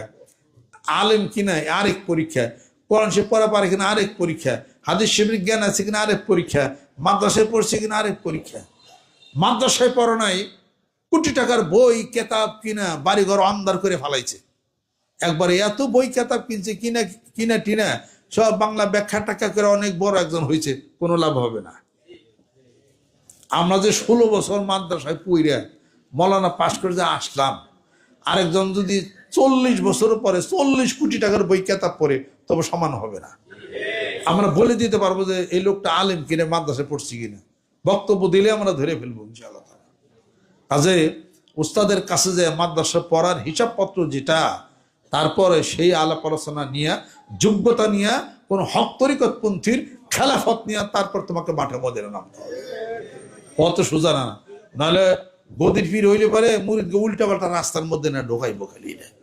আর দেখবা খালি হলে গিয়ে শিকাত করবো, অমুকে ভালো না, তোমাকে ভালো না, অমুকে কাফের, তোমাকে ভণ্ড, এটা ওটা হ্যান ত্যান, অমুকে মুরতাদ হইছে, নানানতা দিয়া মুরিদকে দিয়া একটা মাঠ গরম করে মারামারি একটা ব্যবস্থা করবো। কথা ঠিক কিনা? মানুষ সবচেয়ে হলো মানুষ হবে, মানুষ ভদ্রতা হবে, কাঠিতে হবে, নম্রতা হবে, দানের হাত বড় হবে। যেই দরবারে মুরিদরা দান করে না, যে দরবারে পীর নিজে দান করে না, মানুষকে দেয় না, হয় কাছে মুরিদ দেওয়া যাবে না। মুরিদ হলে হে মুরিদ হতে ওই ধরনের কাষ্টা মার্কা মুরিদ দিয়ে যাবো। কথা ঠিক কিনা? পীরে খালি মুরিদ গোটা নেয়, মুরিদ গোট দেয় কয় টাকা করে, 500 টাকার চকচকা নোট নিল, ওই পিসা 500 টাকার চকচকা দিছে কারে খেয়াল করতে হবে। পি তো খালি নিল, দেয় কারে ওটাও খেয়াল করতে হবে। যদি দেখেন যে দেওয়ার পালা নাই, তাহলে মনে করবে যে বাড়িতে থেকে গ্লিসারিন লাগাইছে, চোখে মুরিদ দেখা বেলে কান্দাছে। কথা খেয়াল করছেন? ওই কান্দা হলো ফেক কান্দা, ওই কান্দার দরকার, মানুষের দেহে কান্দার দরকার নাই। তুমি চোখের পানি ফেলো গোপনে, যেরকম সুবহানাল্লাহ, তোমার রব দেখুক, আল্লাহ দেখুক।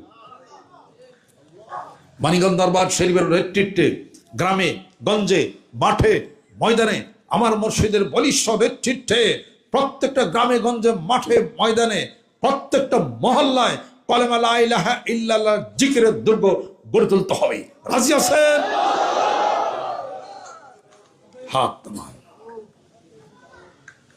আমার বক্তব্যে বলছিলাম, একটা দেশকে আগে নেওয়ার জন্য কয়টা থিমের দরকার মনে আছে? 4টা জিনিস না হলে দেশ আগে যাবে। বক্তৃতার মঞ্চ যতই দেন কোনো কাজ হবে না। 4টা জিনিস অবশ্যই দরকার এ দেশকে আগায় নেওয়ার জন্য। এরা দায় দায়িত্ব কে পালন করবে? সর্বপ্রথম আলেম ওলামা এই দায় দায়িত্ব পালন করবে। পীর মাশায়েখ বুজুর্গানে দিন যারা আছেন তারা এই দায় দায়িত্ব পালন করবে। তারা কোরআন জানে, তারা হাদিস শরীফ জানে, কেমনে আগায় নিতে হবে এটা। হ্যাঁ, মাঠ গরম করলে শুধু খালি হবে না। শিক্ষা, চিকিৎসা, বাসস্থান, অর্থ, শিক্ষা, চিকিৎসা, নিরাপত্তা, আর হলো অর্থ। শিক্ষার মান কি? শিক্ষা, তার মধ্যে এটা আছে কুশিক্ষা, এটা হলো সুশিক্ষা। If you teach your children the 3 arts of reading, writing and arithmetic, then you leave the 4th art of religion, then you get the 5th art of rascality. একটা কুশিক্ষা, এটা হলো সুশিক্ষা। যেই শিক্ষার মধ্যে কোরআন হাদিস শরীফের স্পর্শ নাই, ওই শিক্ষা জাতিকে দিতে পারবে না, ওটা হলো কুশিক্ষা। শিখাবে হলো মারামারি।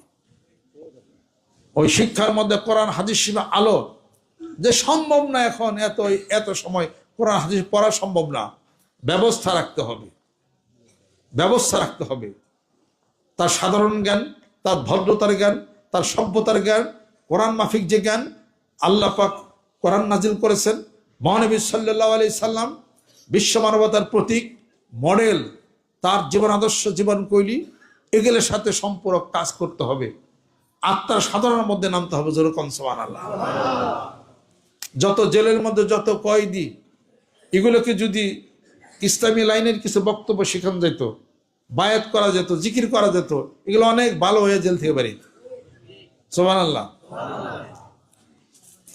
আপনারা যারা এখানে আসছেন, আমরা যারা আছি, অর্থের দরকার আছে না নাই? অর্থের দরকার আছে। শিক্ষার দরকার আছে না নাই? শিক্ষার দরকার, অর্থের দরকার, শিক্ষার দরকার, নিরাপত্তার দরকার, চিকিৎসার দরকার।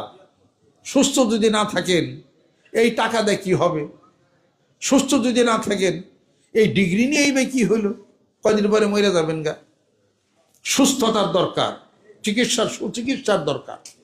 সুচিকিৎসা বাংলাদেশে নাই, ভালো শিক্ষা ব্যবস্থা নাই, বাংলাদেশে অর্থনৈতিক সেই মুক্তিও নাই, বাংলাদেশে নিরাপত্তাও নাই। ইউনিভার্সিটির স্যারে লেকচারের মধ্যে বলছিলেন যে, আমার ম্যাডাম ছিলেন ডক্টর সাহেরা খাতুন, ঢাকা বিশ্ববিদ্যালয়, উনি বললেন যে ভ্যানিটি ব্যাগ যে কয়টা কিনছি ই পর্যন্ত অলরেডি বিন হাইজাক্ট, পরে হাইজাক হয়ে গেছে।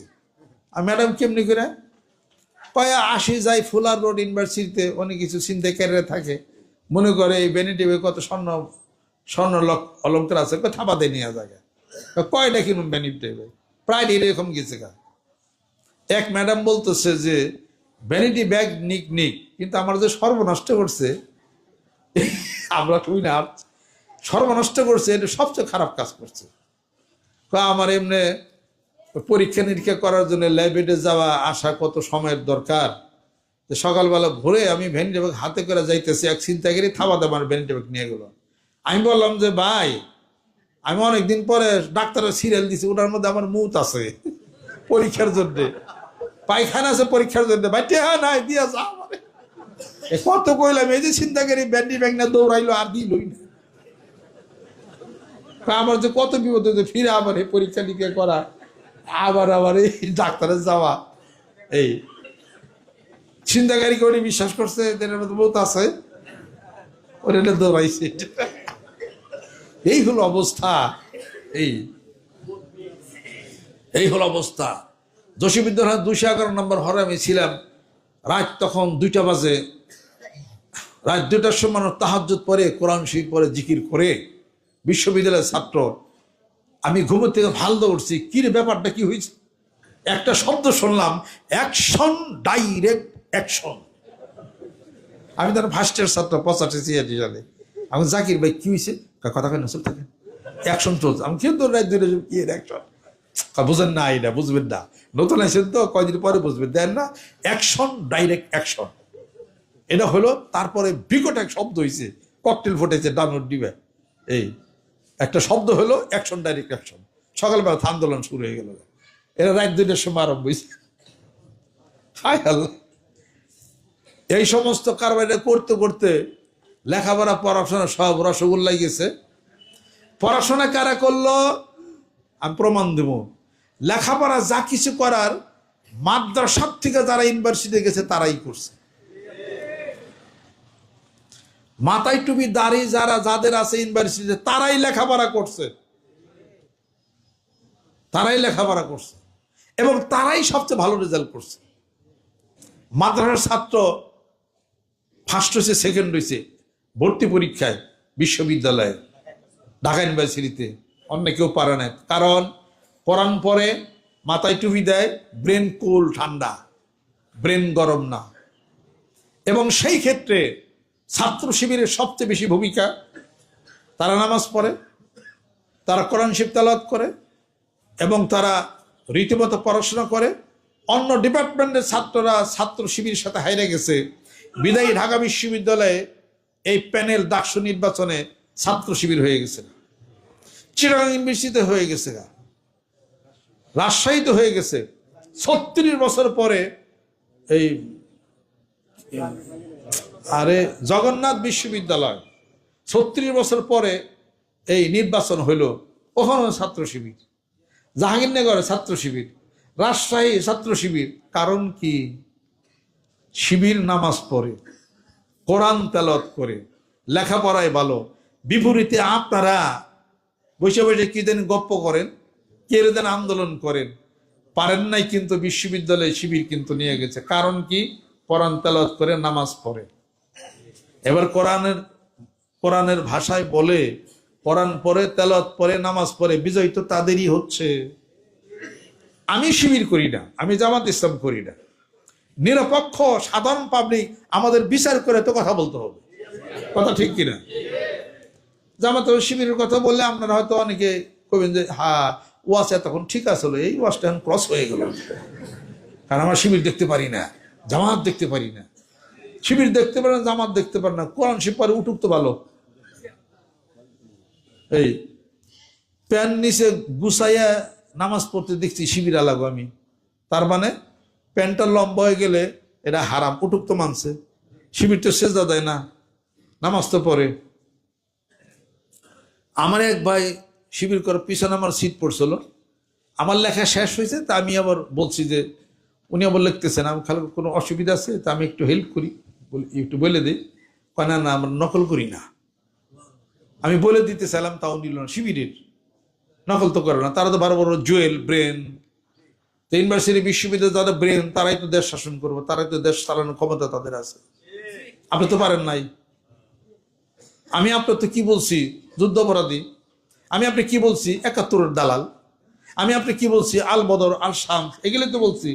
এগুলো বলছি আমরা, তারা গোপনে গোপনে কাজ করছে।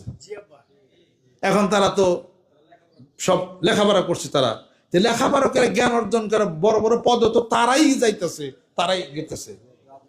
তো এই কথার অর্থ কি এইটা না? এতগুলো বিশ্ববিদ্যালয় যারা ক্যাপচার করে নিল, বিদ্যাপীঠ, সর্বোচ্চ বিদ্যাপীঠ, সামনে তো তারাই যাওয়ার সম্ভাবনা বেশি। সামনে মানে ইলেকশনের কথা আমি বলি না, সামনে কবে আমি জানি না, আল্লাহ ভালো জানে। কোনো না কোনো সময় তাদের একটা চান্স আইসা যাইতেও পারে। কারণ আছে। কারণ কি বলি আমি? আমার যুক্তি ফালাই দিলে আমি নিব, আর যুক্তিতে যদি না পারেন তো আমারটা নেবেন। এই পর্যন্ত দেখাবেন পত্র পত্রিকার মধ্যে শিবিরে শিবিরে মারামারি আসেনি? ছাত্রলীগ মারামারি করে, যুবলীগ মারামারি করে, জাতীয় পার্টি চেয়ার নিয়ে বাইরাবাড়ি করে, বিএনপির কয়েক গ্রুপের মধ্যে মারামারি করে। এই যে বিদ্রোহী গ্রুপ, তারা খাড়ায় নাই, স্বতন্ত্র দাঁড়াই গেছে না বিদ্রোহী গ্রুপ। বিএনপির বিদ্রোহী গ্রুপ যারা দাঁড়াইছে, নেতা যে নেতৃত্ব দিয়ে নমিনেশন যারা দিল, নেতার নেতৃত্বের উপরে ফলো করে সবাই তো তারাই মানা উচিত ছিল। তাহলে বোঝা গেল নেতার নেতৃত্বে সব বিএনপির সবাই মিলে তারে মানে, কথা ঠিক কিনা? জামাত ইসলামের একটা দেখান তো কর্মী দেখি, যে নমিনেশন যারা দিছে বিদ্রোহী প্রার্থী খারাইছে, একটা দেখান। শিবিরের দেখান। আমাদের মানিকগঞ্জ দেলোয়ার হোসেনকে দিছিল জামাতের, উপর থেকে অর্ডার বসায় দিছে, সব চুপ। মান্যতা থাকলে, একতা থাকলে, ডিসিপ্লিন থাকলে তারাই তো বিজয় লাভ করবে। অদূর ভবিষ্যতে তো যতই জকাজ যতই কিছু দেন, যাই কিছু করেন, অদূর ভবিষ্যতে তো দেশ পরিচালনা হিসাবপত্র তো তাদের হাতে যাইতেছে, দেখা যায় রিসার্চে খাটে। হুজুরকে কথা বলবেন, হুজুরকে তো একতাই নাই, চেয়ার নেঠা না নিতে পারে, কে ধরবো কে কত সিট পাবে এটা নিয়ে তো ভাগাভাগি হয়। জামা শিবিরের মধ্যে তো সিটের ভাগাভাগি ওরা তো করলো না। তাদের নেতাকে ফলো করে, তাদের ডিসিপ্লিন আছে, তাদের নিয়মানুবর্তিত আছে, তাদের ক্রস কোনো কথা তারা বলে না। মাইপা জইপা নিক্তিতে মাইপা তারা কথা বলে, নিক্তিতে মাইপা তারা কথা বলে। এত বড় একজন আন্তর্জাতিক খ্যাতি সম্পন্ন বক্তা, মুফাসসির কোরআন আল্লামা দেলোয়ার হোসেন সাঈদী, তাই তো জামাতের সর্বোচ্চ পদ সে পায় নাই। কথা ধরেন আপনারা, জামাতের সর্বোচ্চ পদ কিন্তু জামাত ইসলাম তাকে দেওয়া হয় নাই। কারণ কি? উনিও কথা ওয়াজ বয়ান বক্তৃতা একটু জজবা দিয়ে কথা বলছে, যেগুলো কিছু কিছু লাইন ক্রস করছে, উপর থেকে রিসার্চ করে তাকে সর্বোচ্চ পদটাও সাঈদী সাহেবকে দেওয়া হয় নাই। ওরা খুব মাইপা জিপা কথা বলে, তাদের কথার হিসাব পত্র মাপা জোপা সাংঘাতিক। সেই মাপা জোকার মধ্যে যাদের হবে তাদের উপরে পদে যাবে তারা। খুব নিকটি মাপে, স্কেল মাপে তারা কথা বলে। শিক্ষা কেন্দ্র তাদের দখলে সব নিয়ে গেছে। আপনারা তো পারেন নাই, আপনারা শুধু খালি সেটাই বললেন, শুধু খালি এটা ওটা হ্যান ত্যান বইলা। তারা ইসলামের কথা কোরআনের কথা বলতে বলতে পাবলিক তাদের সেন্টিমেন্টে নিয়ে যাইতেছে। হ্যাঁ, বিবিজিএস সব তো সব মাদ্রাসার ছাত্র, সব আমরা মাদ্রাসার ছাত্র। আমিও তো ঢাকা বিশ্ববিদ্যালয়ে আমি ভালো রেজাল্ট করছি, আমি 4 নম্বরে 40 স্কোরে আমি ছিলাম। আমি তো মাদ্রাসার ছাত্রই। আমি শুধু কোনো দল করি নাই, শিবির টিবির করি নাই, আমি শিবির করি নাই, দামারের মধ্যে পড়ছিলাম। কলা ভবনের নিচে খাড়ে রয়েছি, শিবির হঠাৎ আন্দোলন হলো, তখন সব দল মিলে ঢাকা ইউনিভার্সিটিতে শিবির রাখবো না, শিবির হঠাৎ আন্দোলন হয়েছিল। এরা বোধ 86 না 87 সালের কথা বলি আমি। সেই শিবির হঠাৎ আন্দোলন, সব ইউনিভার্সিটির হল তল্লাশি করা হয়েছে, কারা কারা শিবির করে। আমি মহসিন হলে 326 নম্বর রুমে আমি ছিলাম। সেদিন শিবির হঠাৎ আন্দোলনে রাত 2টার থেকে ঝটিকা অভিযান চলছে। সব রাত্রিতে গাট্টি বুসকা গোল করে সব শিবির খেতে দিছে ঢাকা বিশ্ববিদ্যালয় হল থেকে। সে আন্দোলন মধ্যে আমিও পড়ছিলাম। রুমের মধ্যে আসছে আমাদের নিজাম ভাই ছিল, বলছে যে এখানে একজন শিবির আছে, আমরা খবর পাইছি একজন হুজুর আছে। তখন নিজামে আমি আবার গেলাম, গিয়া নিজাম ভাই বল, গাই আমি ছাত্রলীগ করি জানো। আমি নিজাম ছিল না, তুমি করো কথা কি, তোমার ঘরে একটা শিবির আছে, আমার কথা কইতেছে। এই শেষে কয় কাউরি শিবির করে না, মানিকগঞ্জ পীর সাহেবের ছেলে জনে কথা বলছে। তখন জিনিসটা পরিচয় হয়ে গেছে, তারা চলে গেছে, আর সমস্যা হয় না। আর যে কটা আসলে ব্যাকটেরিয়ার একটু গুল করে রাত 2টার সময় সব শিবির হটিয়ে দিয়েছে। সব শিবির রাত 2টার সময় শিবির হঠাৎ আন্দোলন করলেন। এখন তো ইউনিভার্সিটি শিবিরই দখল করে নিয়ে গেছে, নিয়ে গেছে তো দখল করে ফিরিয়া পাইতে অনেক কাঠ খড়িয়ে পোড়াইতে হবে। আর বিশ্ববিদ্যালয় থেকে যারা নাকি বের হয় তার তো ব্রেন, এবং তারা প্রত্যেকটা পদে পদে সেক্টরে সব জায়গার মধ্যে জামাত ইসলামের শিবিরের সব ব্রেনগুলো ঢুকে যাবে, পারবেন না। কারণ কি? হাতে কোরআন আছে, তারা রেগুলার কোরআন পড়ে, সুবহানাল্লাহ। তাদের কাজ খুব কৌশল অবলম্বন তারা করে। আর হ্যাঁ, সে কথাই তো বলতেছি। আর জামাত শিবিরের ফান্ড আছে, মানুষে কয় যে বিদেশ থেকে ফান্ড, ওটা ভুল কথা। নিজেরাই ফান্ড এয়ানত আছে, প্রত্যেকটা মাসে প্রত্যেকটা সদস্য মাসিক একটা এয়ানত দেয় তাদের দলটাকে পরিচালনার জন্য। মাসে মাসে কিছু কিছু দেয়, যে যতটুকু পারে তাই দেয়। অতএব অর্থের দরকার, আগাইতে পারবেন না। তাছাড়া নিরাপত্তার দরকার, তারা নিরাপত্তা দিচ্ছে। একটা শিবির এবং জামাত ইসলামকে অস্ত্র সহকারে ধরছেন, অস্ত্র দিয়ে কারো মারছে, গোলাগুলি করছে, পারেন নাই। একটা জামাত শিবিরকে শনাক্ত করতে পারেন না, তারা বাসে আগুন দিতে পারেন নাই। ওই রংপুর দিনাজপুর ওখানে ঠাকুরের মাথা ভাঙ্গা ভাঙ্গি হয়েছিল, জামাত শিবিরের নাম দিছে। পরে দেখা গেল যে অন্য এক দলের যারাই করছে হ্যাগো দলের একজন ধরা পড়ছে। পরে কি হলো, পুলিশ কেসে বলা হলো ওর মস্তিষ্ক বিকৃত, পাগল, এটাকে আরে ছেড়ে দিস। তারপরেও পারে নাই। এগুলো আমরা পাবলিক আমরা জরিপ করি। এই কথার অর্থ এই না আমি জামাত করি, এই কথার অর্থ এই না যে আমি শিবির করি, আমি এটা করি না। আমি কিন্তু একটা দলের একটা মানুষের উত্থান কেন উপর দিকে কেন যায়, আমি সেইটাই প্রমাণ আমি করতেছি। আজকে মানিকগঞ্জ দরবার শরীফের উন্নতি, মানুষের এই সমাগম, বিশ্ববৃত্তান্ত উপরে যাচ্ছে, আমার বিরুদ্ধে মেলায় আছে কিন্তু পারতেছে না। কারণ কি? কারণ আছে কিছু, এটা আমরা কেউর পিছনে লাগি নাই, কেউর পিছনে লাগি নাই, লাগার অভ্যাস আমাদের নাই। মূল কর্তব্য সাধনে ব্রতী হয়ে মাঠে পর্যায়ে কাজ করতেছে। কোনো দলের সাথে বিরুদ্ধ আমাদের নাই, যার যেমনি কাজ করে করুক।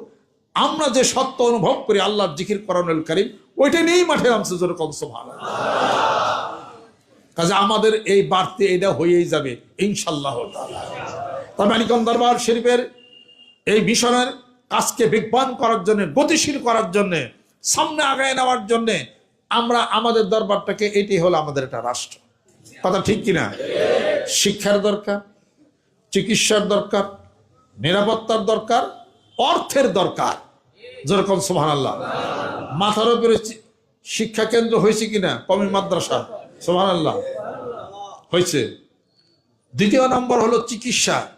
আপনারা চিকিৎসা পায় আপনারা সুস্বাস্থ্যের অধিকারী হয়েছেন। অনেক মানুষ এদের থেকে আল্লাহ হেফাজত করছে। চিকিৎসা আমার ফর্মুলা আলাপ আলোচনা করে আমরা অনেক দূর আগাইছে, সুবহানাল্লাহ। তারপর হলো নিরাপত্তা। নিরাপত্তা মানিকগঞ্জ দরবার সেই পক্ষ থেকে নেতাকর্মী, বিভিন্ন পার্টির সবাই, অন্য অন্য মানুষ সব নিরাপত্তা লাভ করছে। আমরা কোনো দলের বিরুদ্ধে বিষয় বৃত্তান্ত, মারামারি, কাটাকাটি কোনোর মধ্যে আমরা নাই। আমরা কোনো পার্টি করি না, আমরা হাতদা মারামারি করি না, ও ধরনের কাজ করি না। তো নিরাপত্তা পাইছে, যেরকম ঠিক কিনা? একটা জিনিস আছে, সেটা হলো অর্থনৈতিক। আমাদের যেটা একটা ফান্ড করার দরকার ছিল, অর্থনৈতিকভাবে আমরা একটু দুর্বল। আল্লাহ সবল করতে পারে না? জামাত ইসলাম ছাত্র শিবির তারা যদি ফান্ড করে শক্তিশালী হয়, আমরাও করতে পারি। একজন মানুষ তো 10 লক্ষ 1 কোটি টাকা দিতে পারবে না। হাজার লক্ষ জনতা তার সমর্থ অনুযায়ী প্রত্যেকটা মাসে মাসে সে একটা এয়ানত দিয়া একটা রিজার্ভ ফান্ড আমরা করছি, সেটার মধ্যে সে দিতে পারে। এবং দরবারের কাজ বেগবান করার জন্যে, তরিকতের এই কাজকে উন্নতি করার জন্য, গ্রামে গঞ্জে মাঠে ময়দানে জিকির আলো ছড়াই দেওয়ার জন্য, শান্তির বার্তা নিয়ে মানিকগঞ্জ দরবার শরীফের নেতৃত্বে সেই শান্তির কথা বলতে হবে। এই জন্য রিজার্ভ ফান্ডের ব্যবস্থা করা হয়েছে। প্রত্যেক মাসে মাসে আনার দিয়া এই দরবারের কাজটাকে সামনে বেগবান করতে হবে। রাজি আছেন? হাত প্রমাণ। যে স্পিড দিয়ে দিলাম বাড়তে যাইতে যাইতে নিব নাকি না? ঠিক থাকবো। আল্লাহর জিকির পূর্ব শর্ত, সকাল সকাল জিকির করলে কলম ব্যাটারি চার্জ থাকবো। ব্যাটারি চার্জ থাকলে হ্যালো হইব। লক্ষ টাকার মোবাইল ব্যাটারি চার্জ নাই, হ্যালো হইব না। কথা ঠিক কিনা? মূল চালিকা শক্তি হলো তার কলব। সকালে বিকালে জিকির, 2 বেলা কোরআন শরীফ, 5 ওয়াক্ত নামাজ, সূরা ইখলাস, সূরা ফাতিহা, এই 3 কয়টা আমল যদি কেউ করে, এরপরে যত গুনাহ দোষ অপরাধ আপনি করেন চালিয়ে জানতে দেখি পারেন নাকি? কয় আবার তো খারাপ নেশা আছে, আমি একটু একটু করে ভাং গাঞ্জা খাই, এটা আবার মদও খাই, ইয়াবা খাই, খান। আমি যা করলাম তো এটা করেন। 2 বেলা কোরআন শরীফ, 2 বেলা জিকির, 5 ওয়াক্ত নামাজ, সূরা ইখলাস, সূরা ফাতিহা পড়বেন, শেষ। এরপরে যত কাজ আপনি করতে পারেন করেন, ইচ্ছা করলেও পারবেন না। কোরআন তেলাওয়াতের যে শক্তি, এই আলো আপনার চোখের ভিশনের মধ্যে পুরো একটা দেহে ব্রেনের মধ্যে প্রবেশ করবে, আপনাকে সুস্থ করে দেবে। আপনি অপরাধ করবেন কি? আপনি মানুষের মারতেও পারবেন না, থাবরও দিতে পারবেন না। নিজের ভিতরটাকে ঠিক রাখার জন্য এই কয়টা আমল চালিয়ে যাবে ইনশাআল্লাহ তাআলা। রাজেশের আল্লাহু আকবার। মেয়েরা পর্দার আলো থেকে হাত উঠান। কোরআন শরীফ তেলাওয়াত, 5 ওয়াক্ত নামাজ এবং 2 বেলা জিকির, সূরা ইখলাস, সূরা ফাতিহা আমল চালিয়ে যান। ইনশাআল্লাহ তাআলা আল্লাহ পাক হেফাজত করবেন, যেরকম সুবহানাল্লাহ। হাত নামান। আর এই দরবারের কাজটাকে বেগবান করার জন্য কেন্দ্র থেকে যেভাবে আপনাদেরকে রোড ম্যাপ দেওয়া হয় সেভাবে করে প্রতি মাসে এয়ানতের ব্যবস্থা করে রিজার্ভ ফান্ড আপনারা কাজটাকে শক্তিশালী করার জন্য সামনে আগায় নেবেন। আমার এই সিদ্ধান্তটাকে যারা সমর্থন করেন, ভালোবাসেন, সম্মান শ্রদ্ধা করেন, আমি নিয়ত করছি 5 কোটি মানুষের টার্গেট না, মাঠে ময়দানে নামছি ইনশাআল্লাহ তাআলা। বি সিরিয়াস, সিরিয়াস হয়ে যাইতে হবে। আমাদের উপরে কে আছেন? আল্লাহু ইউআইয়িদু বিনাসরিহি মান ইয়াশা, আল্লাহ পাক সাহায্য করবেন। ওয়াকানা হাক্কান আলাইনা নাসরুল মুমিনিন, যেরকম সুবহানাল্লাহ। ইনশাআল্লাহ তাআলা এদেশের সুনাগরিক হতে চাই, এদেশের কোনো ভাবমূর্তি ক্ষুণ্ণ হোক তা করতে চাই না। মারামারি, কাটাকাটি, রক্তপাত আমরা বুঝি না, আমরা বুঝি শান্তি। মানিকগঞ্জ দরবার শরীফের নেতৃত্বে শান্তি প্রতিষ্ঠার লক্ষ্যে কাজ চালিয়ে যাবো। আল্লাহু আকবার। আল্লাহ তুমি মাফ করে দাও, রহমত বরকত। আল্লাহু আকবার করে হাত নামান। আর যারা যারা মনে মনে নিয়ত করেছেন যে আমরা এই রিজার্ভ ফান্ডটাকে শক্তিশালী করব, যারা মনে মনে নিয়ত করছেন তারা নিয়ত করে রাখেন। বাহিরে বাহিরেতে এত বেশি কিছু বলা যায় না, মানুষের কথা রেকর্ড করে। 1 তারিখে জনক এক অফিসার বাইরে দাঁড়িয়ে আবার বক্তৃতা শুনে অনেকে যে কিছু কিছু স্বীকার করছে তা উনি আবার নোট করছে। নোট করে কত লাখ টাকা এটা আবার নোট করছে।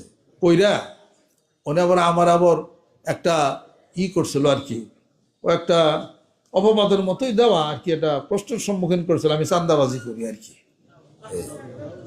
তো উনি অফিসার জানে না যে চাঁদাবাজি কারে কয়, কথা খেয়াল করছেন। পরে এই ধরনের কি একটা আলাপ আলোচনার পরিপ্রেক্ষিতে তখন আমাদের এখানে মানিকগঞ্জের এমপি ছিলেন ঢাকাতে, উনি তখন ছিলেন আর কি।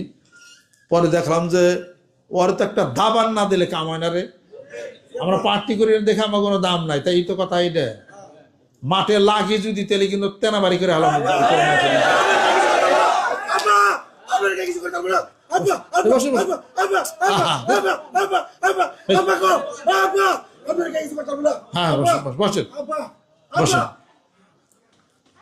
এর বড় মাসিক মাহফিলে আমি কইলাম যে সবাই প্রস্তুত হয়ে যান, মিছিল করে যাবেন, ওখানে অফিসে যাবেন, ঘেরাও করবেন, ওটা সমাধান অর্জিত প্রমাণ করতে হবে। এটা কত সব খেপে গেছিল, কয় ইটা পিছা ক্ষয় নিয়ে আসে।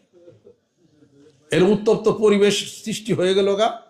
যাওয়ার উপরে থেকে এমপি সাহেব কেমন শুনছে, উনি ওর উপরে ফোন করছে, ফোন করে 1 ঘন্টার মধ্যে স্ট্যান্ড রিলিজমেন্ট করে তারা মানিকগঞ্জ তারা নিয়ে গেছে টাকা ক্লোজ করে। আমাকে এক স্লোগান, 1 দাবারের সাথে আমাকে চান্দাবাজি শিখাবো না। আমার পিছনে এসবিডি বহু মানুষই ঘুরে, অনেক ঘুরে হ্যাস পর্যন্ত যে অরণ হইছে, তালাশ করে কিছুই পাবি না। এই আমার মোবাইল নাম্বার নিয়ে যা, আর ওই যে যতগুলো ব্যাংক অ্যাকাউন্ট সবটি নিয়ে যা।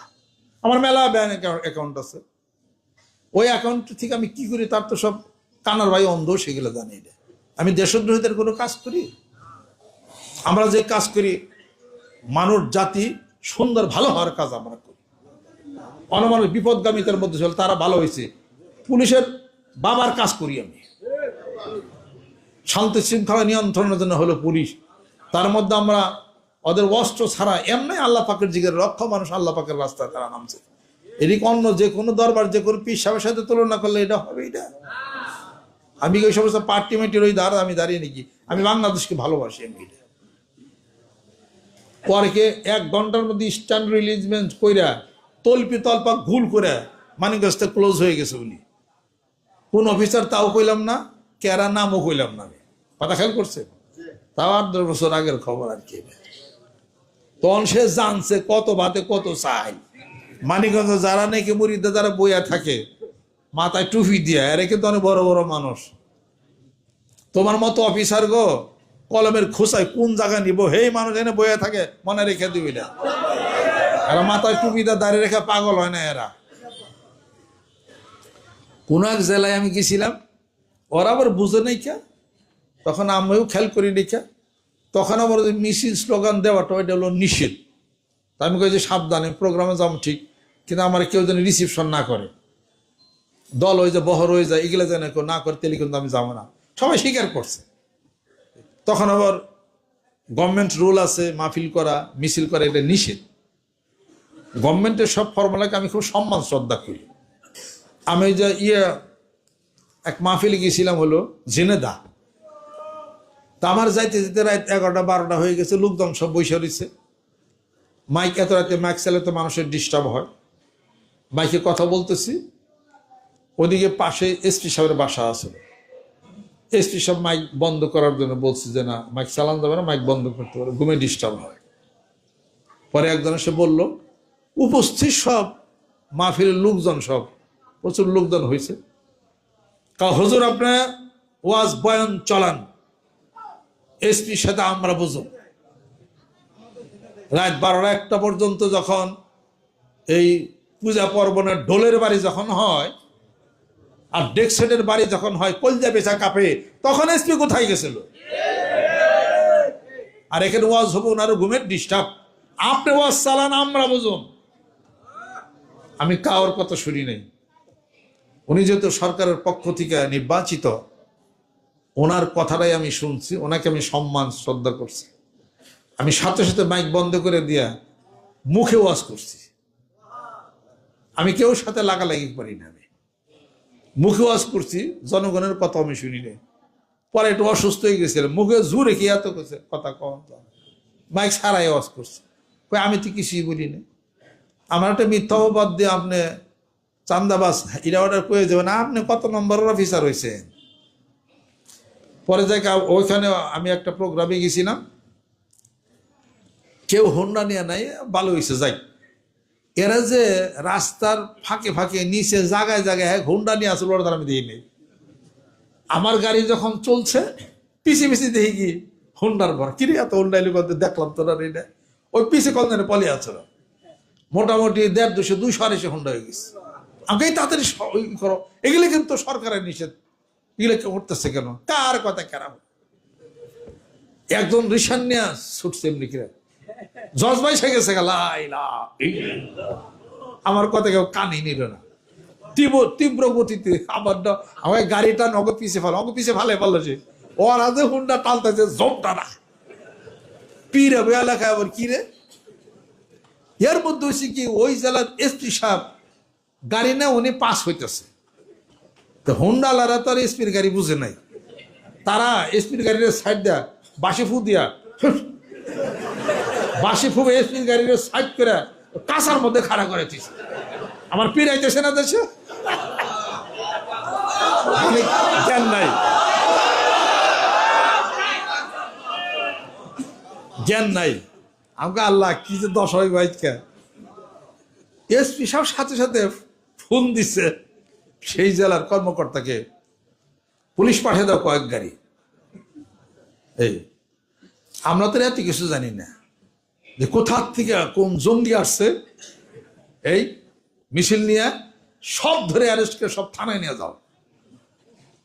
কিছুক্ষণের মধ্যে দেখি যে পুলিশের গাড়ি মানে চলছে, খেয়াল করলাম দেখ পুলিশের গাড়ি দুজন সাথে, হয়তো ওরা তারা কোনো কাজে যাইতেছে, তারা যে আমাকে ধরবার লেগে ধাওয়া করছি না, তারা যাই না, আমাকে ধরা পারলো সে আবার হইলো দামি গাড়ি, পুলিশের গাড়িতে অত দাবিও থাকে না। আর হন্ডা মন্ডারে এত মানুষের মধ্যে পুলিশের গাড়ি দাবিরা ধরা পারা নেই, আর আমাকে দাম রাইতেইস, তা আমরা মনে হচ্ছি পিছিয়ে আইতেছে তেমনি, আমরা তো গাড়ি পুলিশ ফিরে চাচ্ছি, এসি সব তো রাস্তা কিনে খাড়াইয়ে রয়েছে। যাইতে যাইতে যে বাড়িতে গেছে উপস্থিত, পুলিশের গাড়ি পিছিয়ে যে উপস্থিত। হাত মুখ দেওয়ার জন্য আমি বাথরুমে যাই আসছি, আসার পর দেখি পুলিশ টুলিশ সব বাড়ির ভিতরে। তা হুজুর রেডি হন, আমাকে আমি তো রেডি হইতেছি, অজু করলাম, খাওয়া দাওয়া করো, হয়তো কোথাও কথা টথা যাইতে হবে, যাই দেখ গাড়ি যখন আছে আমরা নিরাপত্তা দিয়ে নিব, আমাদের থানায় না আটকবিটা তো যাইতে কয় রেডি হন। তাহলে খাওয়া দাওয়া কি করবেন, দরকার নাই, এসপি সব আপনার অ্যারেস্ট করার অর্ডার দিছে। ঠিক আছে, তখন আমার গাড়িতে আমি গেলাম, আমার থানায় নিয়ে গেল, নিয়ে যায় আমার থানায় অ্যারেস্ট করে বয়াইছিল। এই কথা তো প্রচার হয়ে গেছে গা যে আবার থানায় নিয়ে অ্যারেস্ট করে থুয়ে দিছে। তারপর আরো যারা যারা মুরিদান টন তারা গেছে ওদিক দিয়ে সব, কেউ কথা আমার আর সারা নিকে। যে থানায় গেছে ওই থানার যে ওসি, হ্যার চাষা মাছ আত্মীয় সবে আমার মুরিদ, হ্যাঁ দেখেছি না হালাইছে, তার এলাকায় মাহফিল করছি আমি।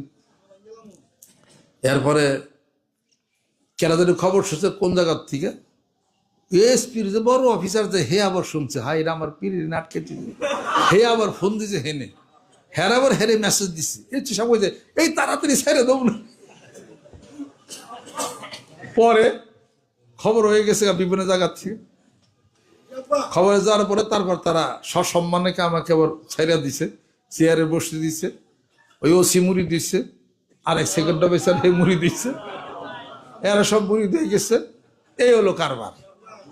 পরে মনে মনে কই মাহফিল না হইলো, থানায় যাইছিলাম তাওয়াটা কাম হয়েছে আর কি। পরে পাশে মসজিদে না আমার কয় আপনি আসছেন সম্মানী ব্যক্তি, কিছু কথাবার্তা বইলা যান। পরে মসজিদে কথাবার্তা বললাম, মসজিদে বহু মানুষ আসলো, কি হয়েছে মানে কিন্তু পিসাবের অ্যারেস্ট করে দিয়ে গেছে, মেলায় লোক চাইবে গেছে। সেই সময় মসজিদে গেছে, আমি ওয়াজ চালাইছি, হ্যাঁ ব্যক্তিতে মরি দিয়ে গেছে। তো পুলিশ আমার দাবরায় আরো উপরে উঠাইছে, সুবহানাল্লাহ। এই হলো কারবার। আমরা প্রচলিত আইনের প্রতি শ্রদ্ধাশীল। আমাদের মানিকগঞ্জের 1 তারিখে ডিসি সাহেব এখানকার মাহফিল বন্ধ করলেন না, কিছু বলছি কি? উনি না করছেন, মাহফিল বন্ধ করে দিয়েছি। আমি কিছুই বলি না। পরের দিন আবার ডিসি সাহেব আসলেন, মাহফিল চালান চললো, উনি নিজে নামাজ ফেরে খুলে আলহামদুলিল্লাহ। কারণ মানিকগঞ্জের ডিসিএসপি সবাইকে আমরা সম্মান শ্রদ্ধা করি, আইনের প্রতি আমরা শ্রদ্ধাশীল। আইন কখন আমরা হাতে আমরা নেই না। যাই কিছু হোক, এদেশে শান্তি প্রতিষ্ঠার লক্ষ্যে মানিকগঞ্জ কাজ করে যাবে। সবাই আমার এই দেশের ভাই, সবাই আমার সম্মান এবং শ্রদ্ধার পাত্র। আমি শান্তি প্রতিষ্ঠার লক্ষ্যে কাজ চালিয়ে যাচ্ছি। জোরে জোরে কম সুবহানাল্লাহ। আল্লাহ পাক যেন রহমত দেন, বরকত দেন। অর্থনৈতিকভাবে আমরা অত্যন্ত দুর্বল, থাকতাম না দুর্বল, যে কোনো ইলেকশনের আগে একটা চান্স আসে, তাই না? আমার কি কোনো চান্স আহে না এই পর্যন্ত? আমরা কি কিছুই বুঝি না, বুঝি কিনা কিছু? তো 5 বছর একবার করে একটা করে চান্স আবার আসে ইলেকশনের আগে। ওই চান্সকে আমি গ্রহণ করি? বা না আসলেও বড় বড় মন্ত্রী মিনিস্টার আইনে কিছু লাইন টাইন করে কিছু টাকা টোকা কামানোর কোনো সিস্টেম কি করছি? বরং যা দিতে এসেছে তা ফেরতও দিছি আমরা, এটা তো করি নাই। তাহলে কি করে বুঝবেন আপনারা সেই জিনিসটা? কাজে আমাকে বুঝে আমার সাথে সম্পর্ক করে।